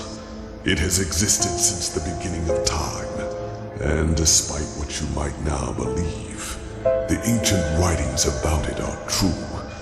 Lit by the ones who carry the Numenos, it can banish the High Ones once and for all. But it can also destroy us. Because what happens when it is lit without a core is far more than an explosion. It is the cleansing, the triumph of the High Ones.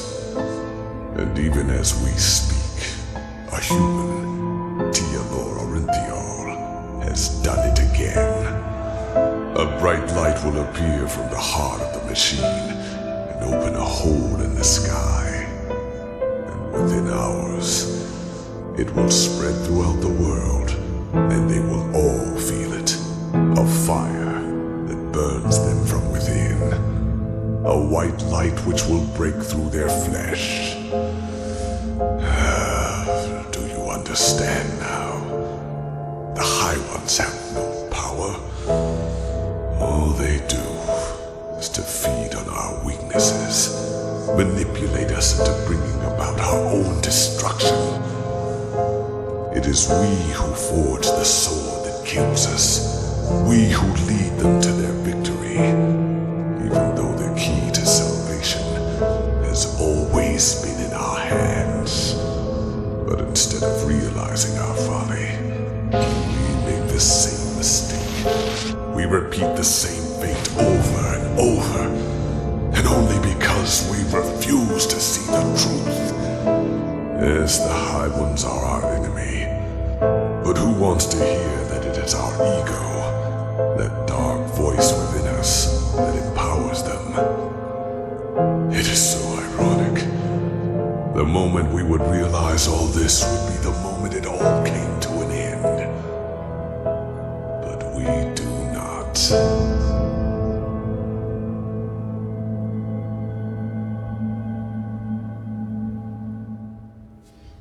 They reap, we sow.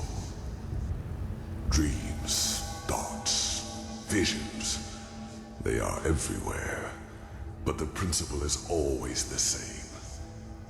They throw a tainted seed into a fertile ground. The rest happens by itself.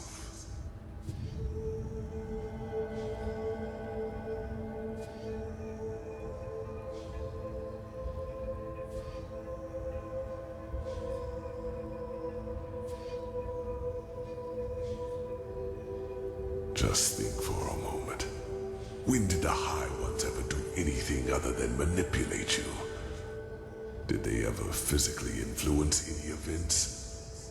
They incited the Naramis to march against you, and time and again confirmed the righteousness of both your causes. All they told you, all they showed you, was what you wanted to hear, and what you wanted to see. And yes, if you, Dal'Varek, his order, and the Naramis had never acted, the cleansing would never have happened.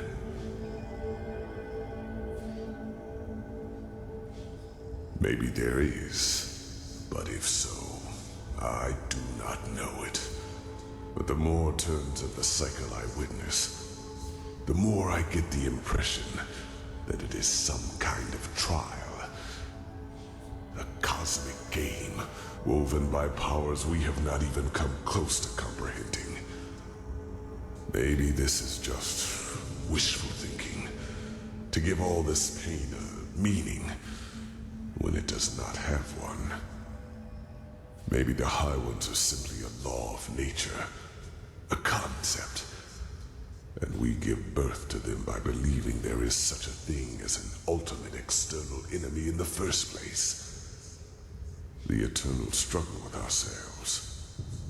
Perhaps that is just part of what it means to exist.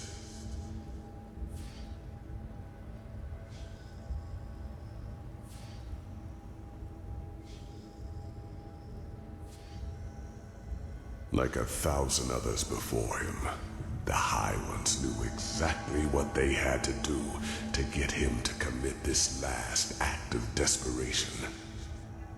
They played him with his weaknesses and fears, like a figure on a chessboard.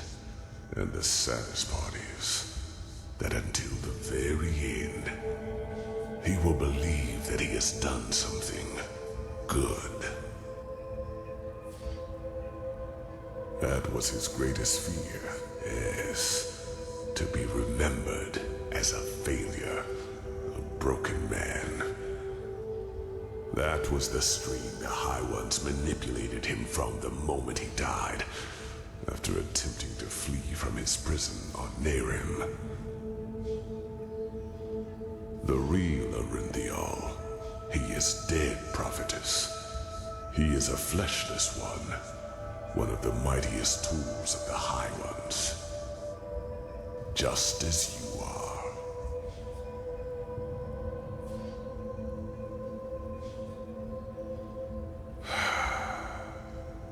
I wish it were.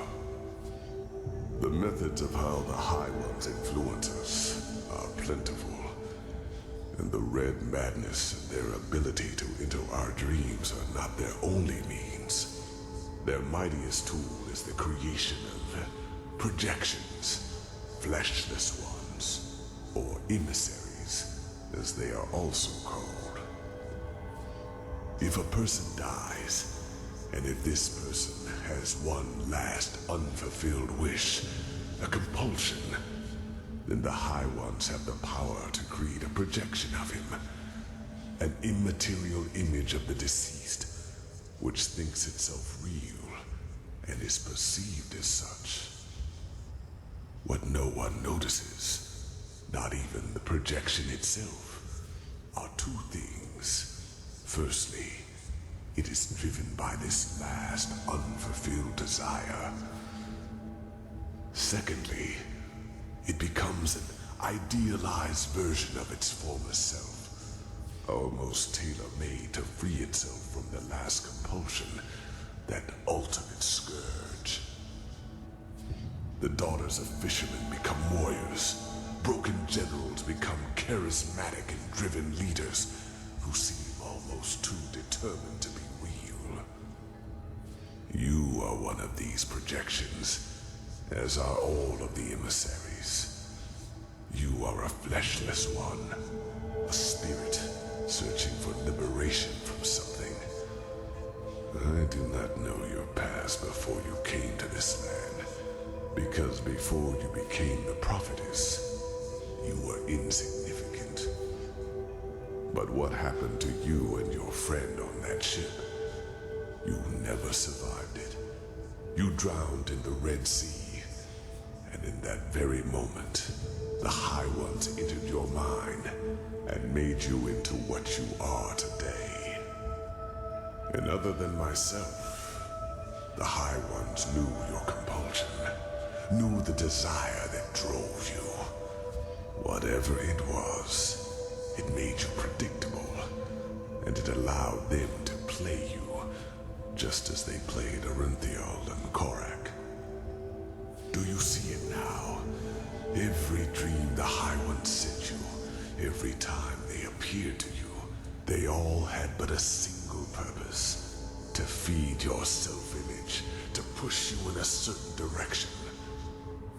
They wanted you to play the game for their purposes, and they succeeded.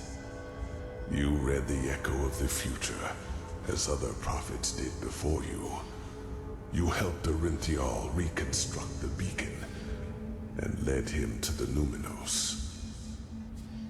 When he saw that it would be taken away from him at the very last instant, his fear of failure led him into doing what he did. You are not to blame, prophetess. You did what countless others did before you, and you did it because you thought it was the right thing to do. Only one thing is different. In all the time I have been here, never before did a projection realize its own nature. You were meant to dissolve like the rest of mankind. Yet, here you stand, and I tell you the truth. This was never meant to happen.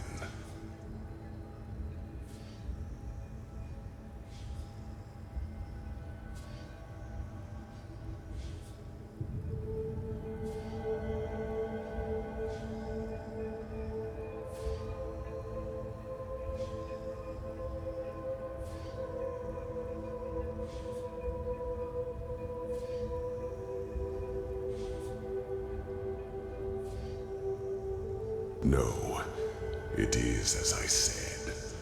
For as long as this cycle has existed, so has the beacon. It is an element of the game, and it has the power to end it, whether in favor of the High Ones, or in favor of mankind.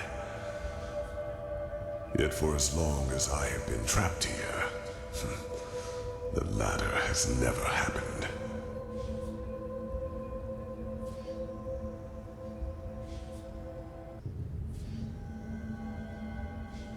They gave you impulses, nudges in the right direction. Those who know a person's past know which strings to pull. The Starlings, in their time, were called the Yalam Rashe. And yes, they manipulated the game in their favor. Their goals were similar to mine when I created the Goliath. They were a small circle of highly intelligent craftsmen and mages. And just like myself, they did not think the cycle could be won by the beacon alone. So by unknown means, they fled into the sky and created something that protected their city from the cleansing.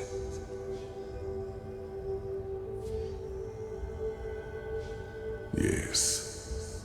But knowledge about their history is sparse, since the Star City was almost beyond the reach of my eye. But I know that its first centuries were glorious. The Yalam Rashe lived in harmony, and their society was the pinnacle of all that mankind could be. With time, however, their population grew.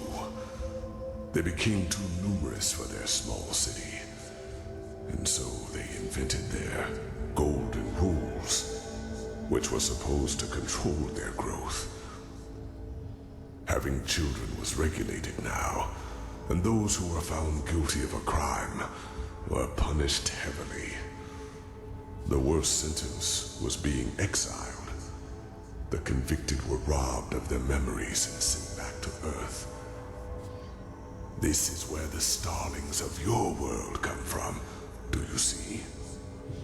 And this is why they all feel this longing to return to a far distant place in the stars.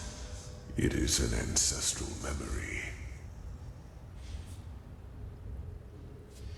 I do not know. As I said, my knowledge about the Starlings was always limited. All I do know is that one day they were gone. I could not feel them anymore. By that time, their society had become but a shadow of what it once was. But whether they destroyed themselves or left for someplace else. I will never find out.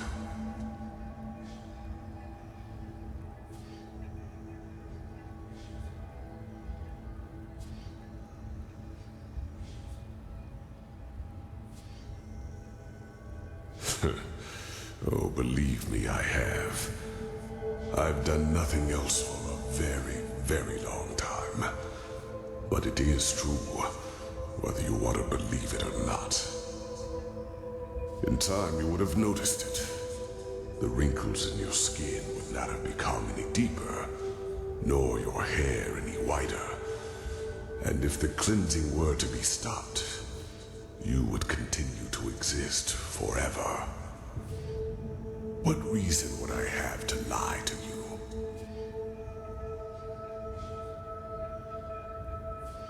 Oh, stop it.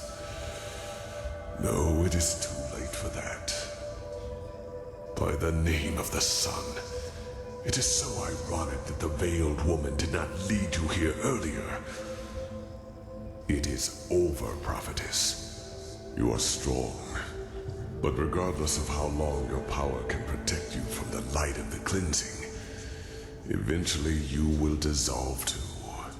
Even if... Wait. No. Maybe. Maybe you are right. Maybe there is a way.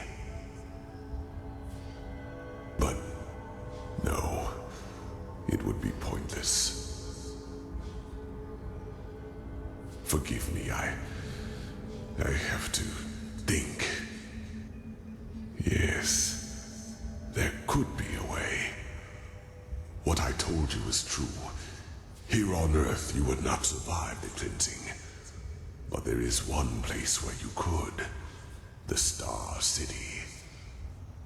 I know that you brought something back from your journey there. The escape pods. And I know that they can also take you back there, for I have seen the Yalan Rashe, the ancient starlings, do so. Whatever has protected the city over all these millennia, it would protect you too. Yes, you could survive it.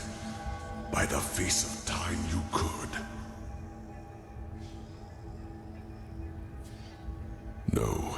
No, it would not. But that is irrelevant. You are fleshless, a projection. And just like me, time cannot touch you. Age cannot kill you.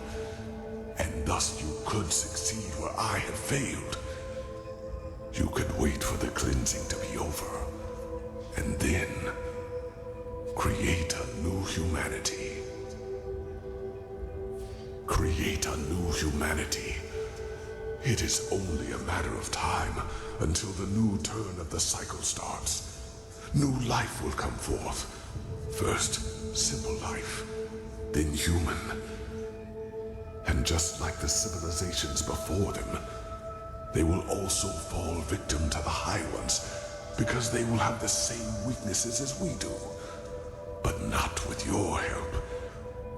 You could be a god to them. You could guide their ascent. You could shape a mankind free of egos and weaknesses. And by doing so, you would deprive the High Ones of their power. Just imagine, in this new world, there would be no need for a beacon, because the High Ones simply would not have any strings to pull on. Mankind will defeat them by becoming superior.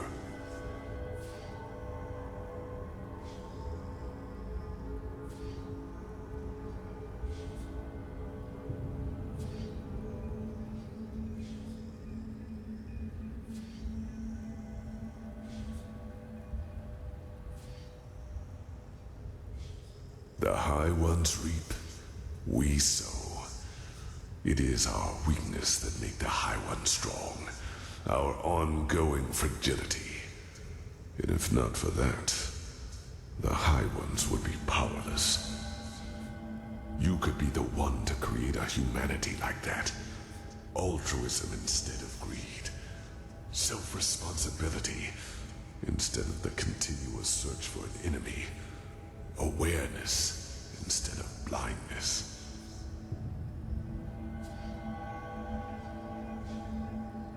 The Lightborn tried to force their ideals onto an already rotten people, just like the Pyrean Sun Priest and the countless false deities before them. You cannot save a tree whose roots have already withered, but with you as a deity to lead this new mankind, it would be entirely different. You could completely change what it means to be human. And would it not be presumptuous to rob the world of this chance, simply because you are afraid of failing? Believe me, I would give a lot for this chance.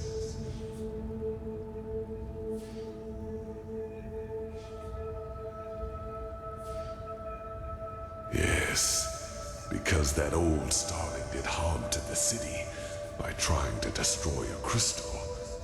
That awoke the Guardians, but they are asleep now. I can feel it. You would be safe, believe me.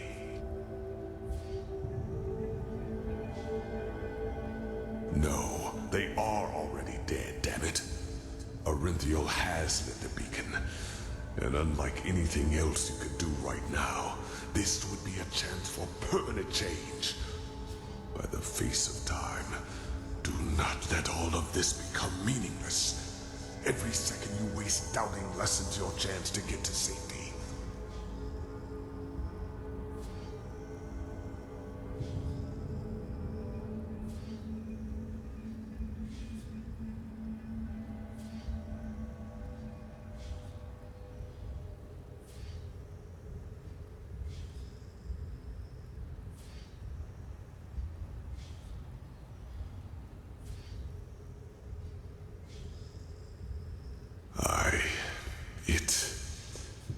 It means a lot to me to hear you say that. What is important now is that we act quickly. The cleansing is already happening, and you will not have much time left to flee. You must go through the portal and then back to the temple. Then you have to activate the pods, and the rest will happen automatically. When all this is over, I will try to reach out to you.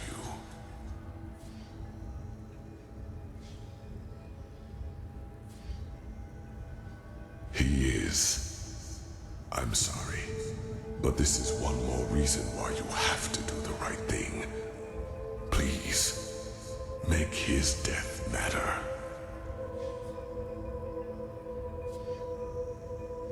Yes, and hurry. You will feel the light as soon as you are back on the surface. And given time, it will consume you. But you will succeed. I feel it.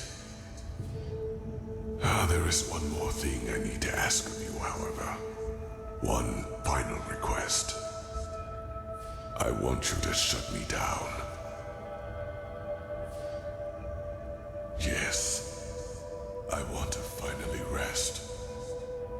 Please do not try to convince me to do otherwise. All that. I do not want to be a part of it any longer. I have not wanted to for a long, long time.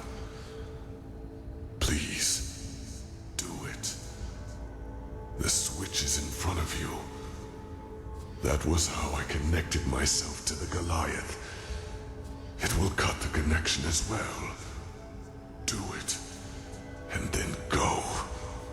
Go and fulfill your fate.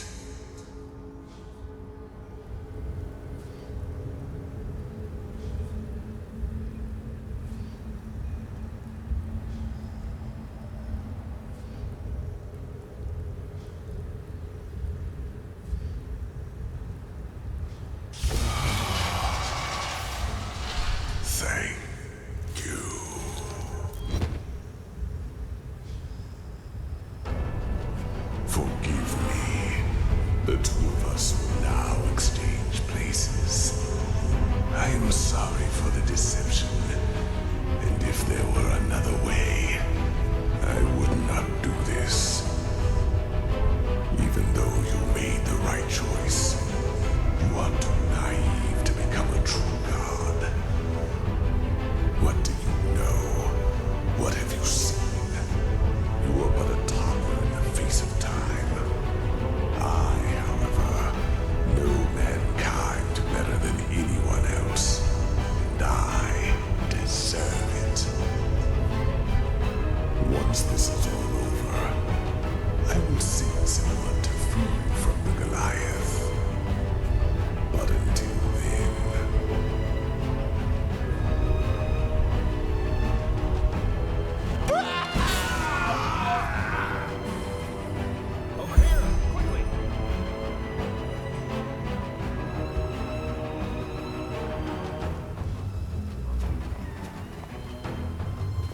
Otherwise, Hermit, are you okay? And what is that? Miserable fool! I would have kept my word, but if you want to play games, fine! I have had enough time to practice! Oh, shit!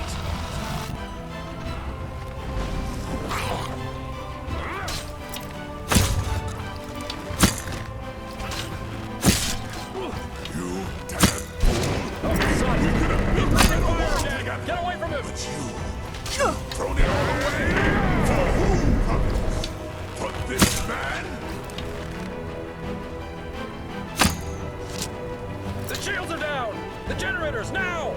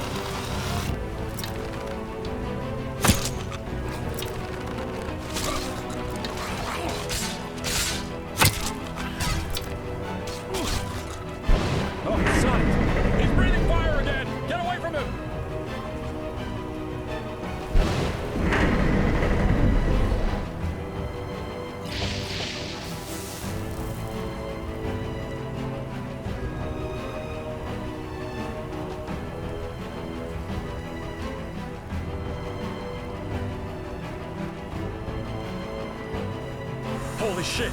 Get away from the glowing one, quickly!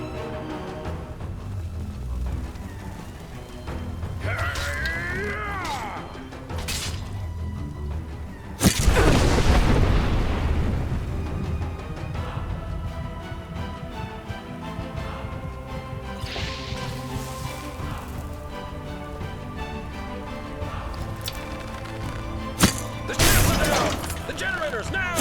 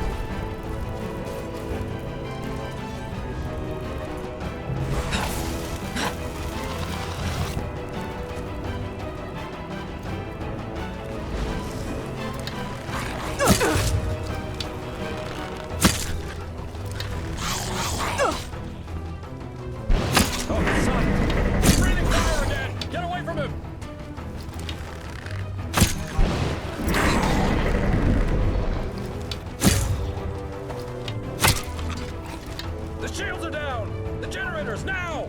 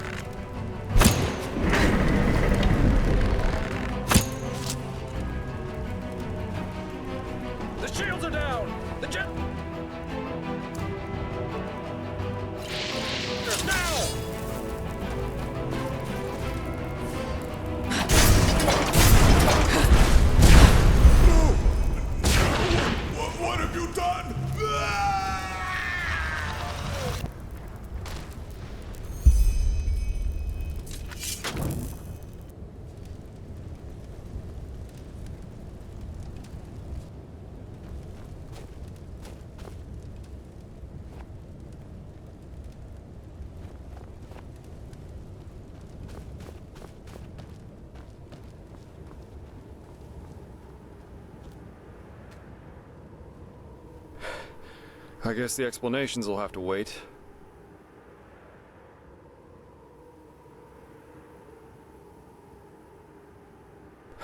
I had a feeling that might be the case. Go on ahead. I'll follow. Yeah, I guessed as much. Yuzlan and he didn't even try to get me inside after that dragon attacked us. Lucky for me, I found another way in. Otherwise, I never would have found you. And you were... My skull, it feels like it's on fire. This must be the cleansing. If this is how it feels down here, then fate have mercy on those who are on the surface. Don't you feel anything? Then the Black Guardian was right, wasn't he? What you are, your fleshlessness, it protects you. By the wise hermit, I just don't understand. I mean, you're here, right before me, and I can see you. Is it really possible? Could you be an illusion?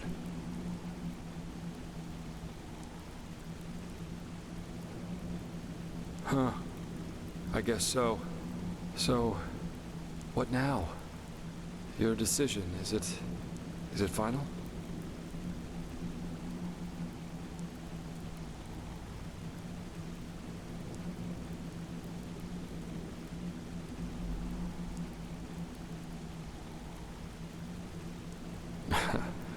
Oh, of course. Who better to answer that question than a philanthropist like me?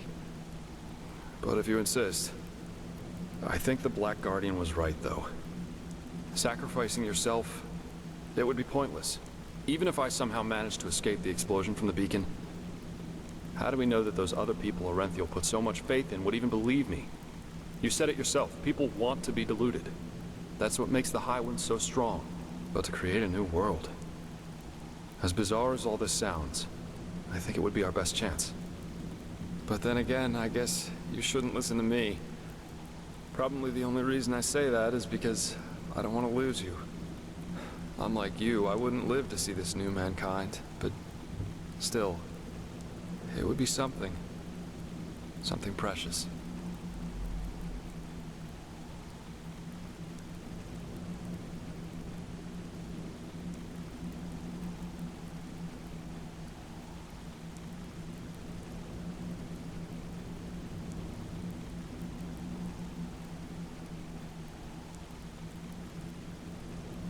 Yes. Then, in a few hours' time, the two of us will be the only survivors of mankind. Heck, that sounds so unreal. You have to prepare the escape pods. I'll wait for your signal. Then, we must move quickly. Even down here, this burning gets worse by the minute.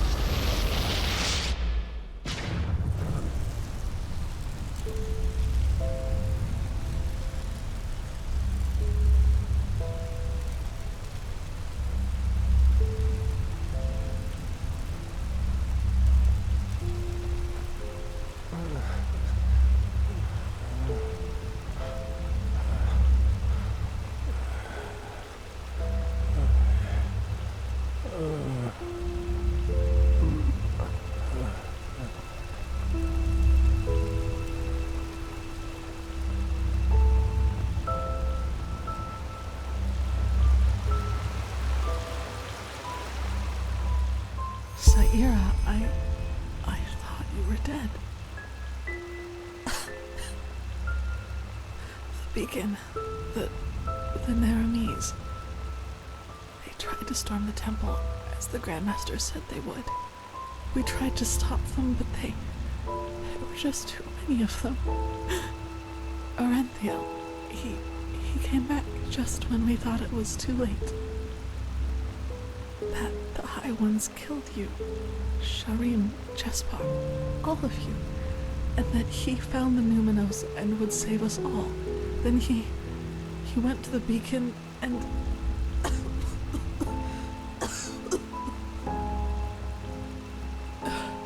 Yes, just then Naramis broke through the gate, but it all happened so quickly.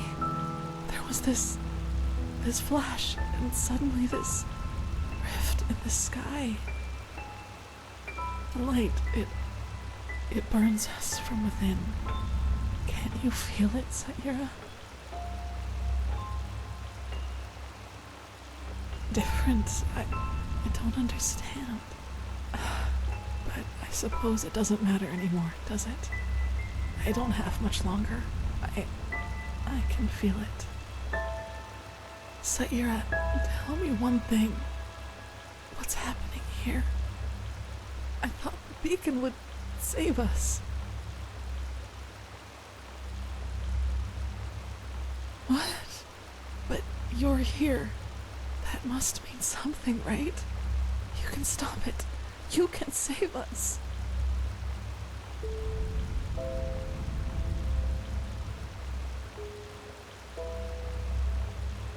Hope. I like the sound of that. At least that means that all of this wasn't for nothing. We did something good. And that's what...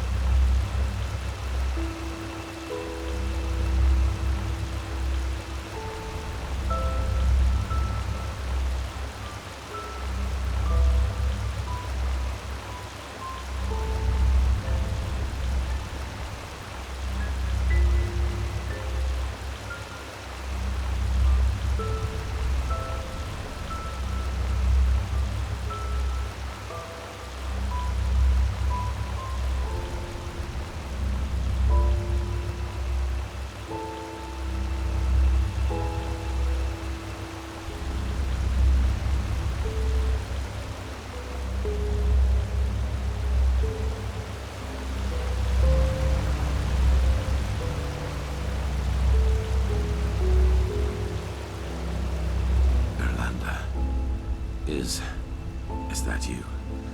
I did it. What?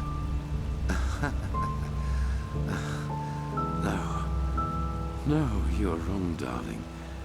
I saved them. Don't you see? I led them to the light. I...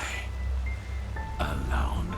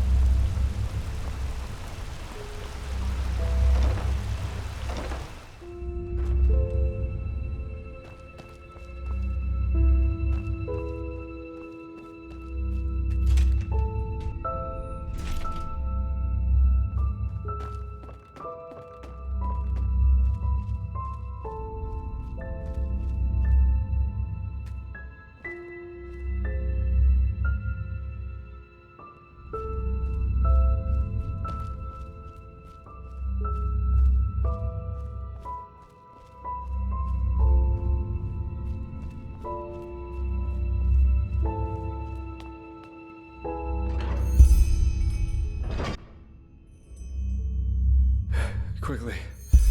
Get us out of here.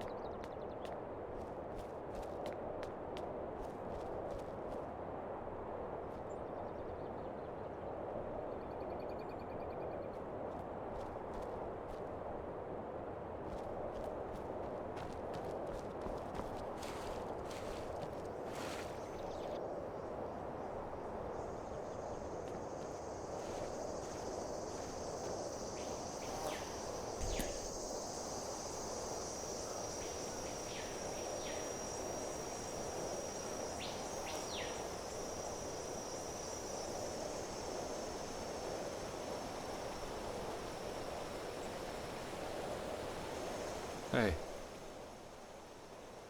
I don't know. When I woke up, we were here. You were still unconscious, so I took the liberty of carrying you into that room. Just look at that. From here, it all seems so peaceful, untouched, as if all that's happened was nothing but a bad dream. I guess as far as the world's concerned, it doesn't make a difference if we live or die.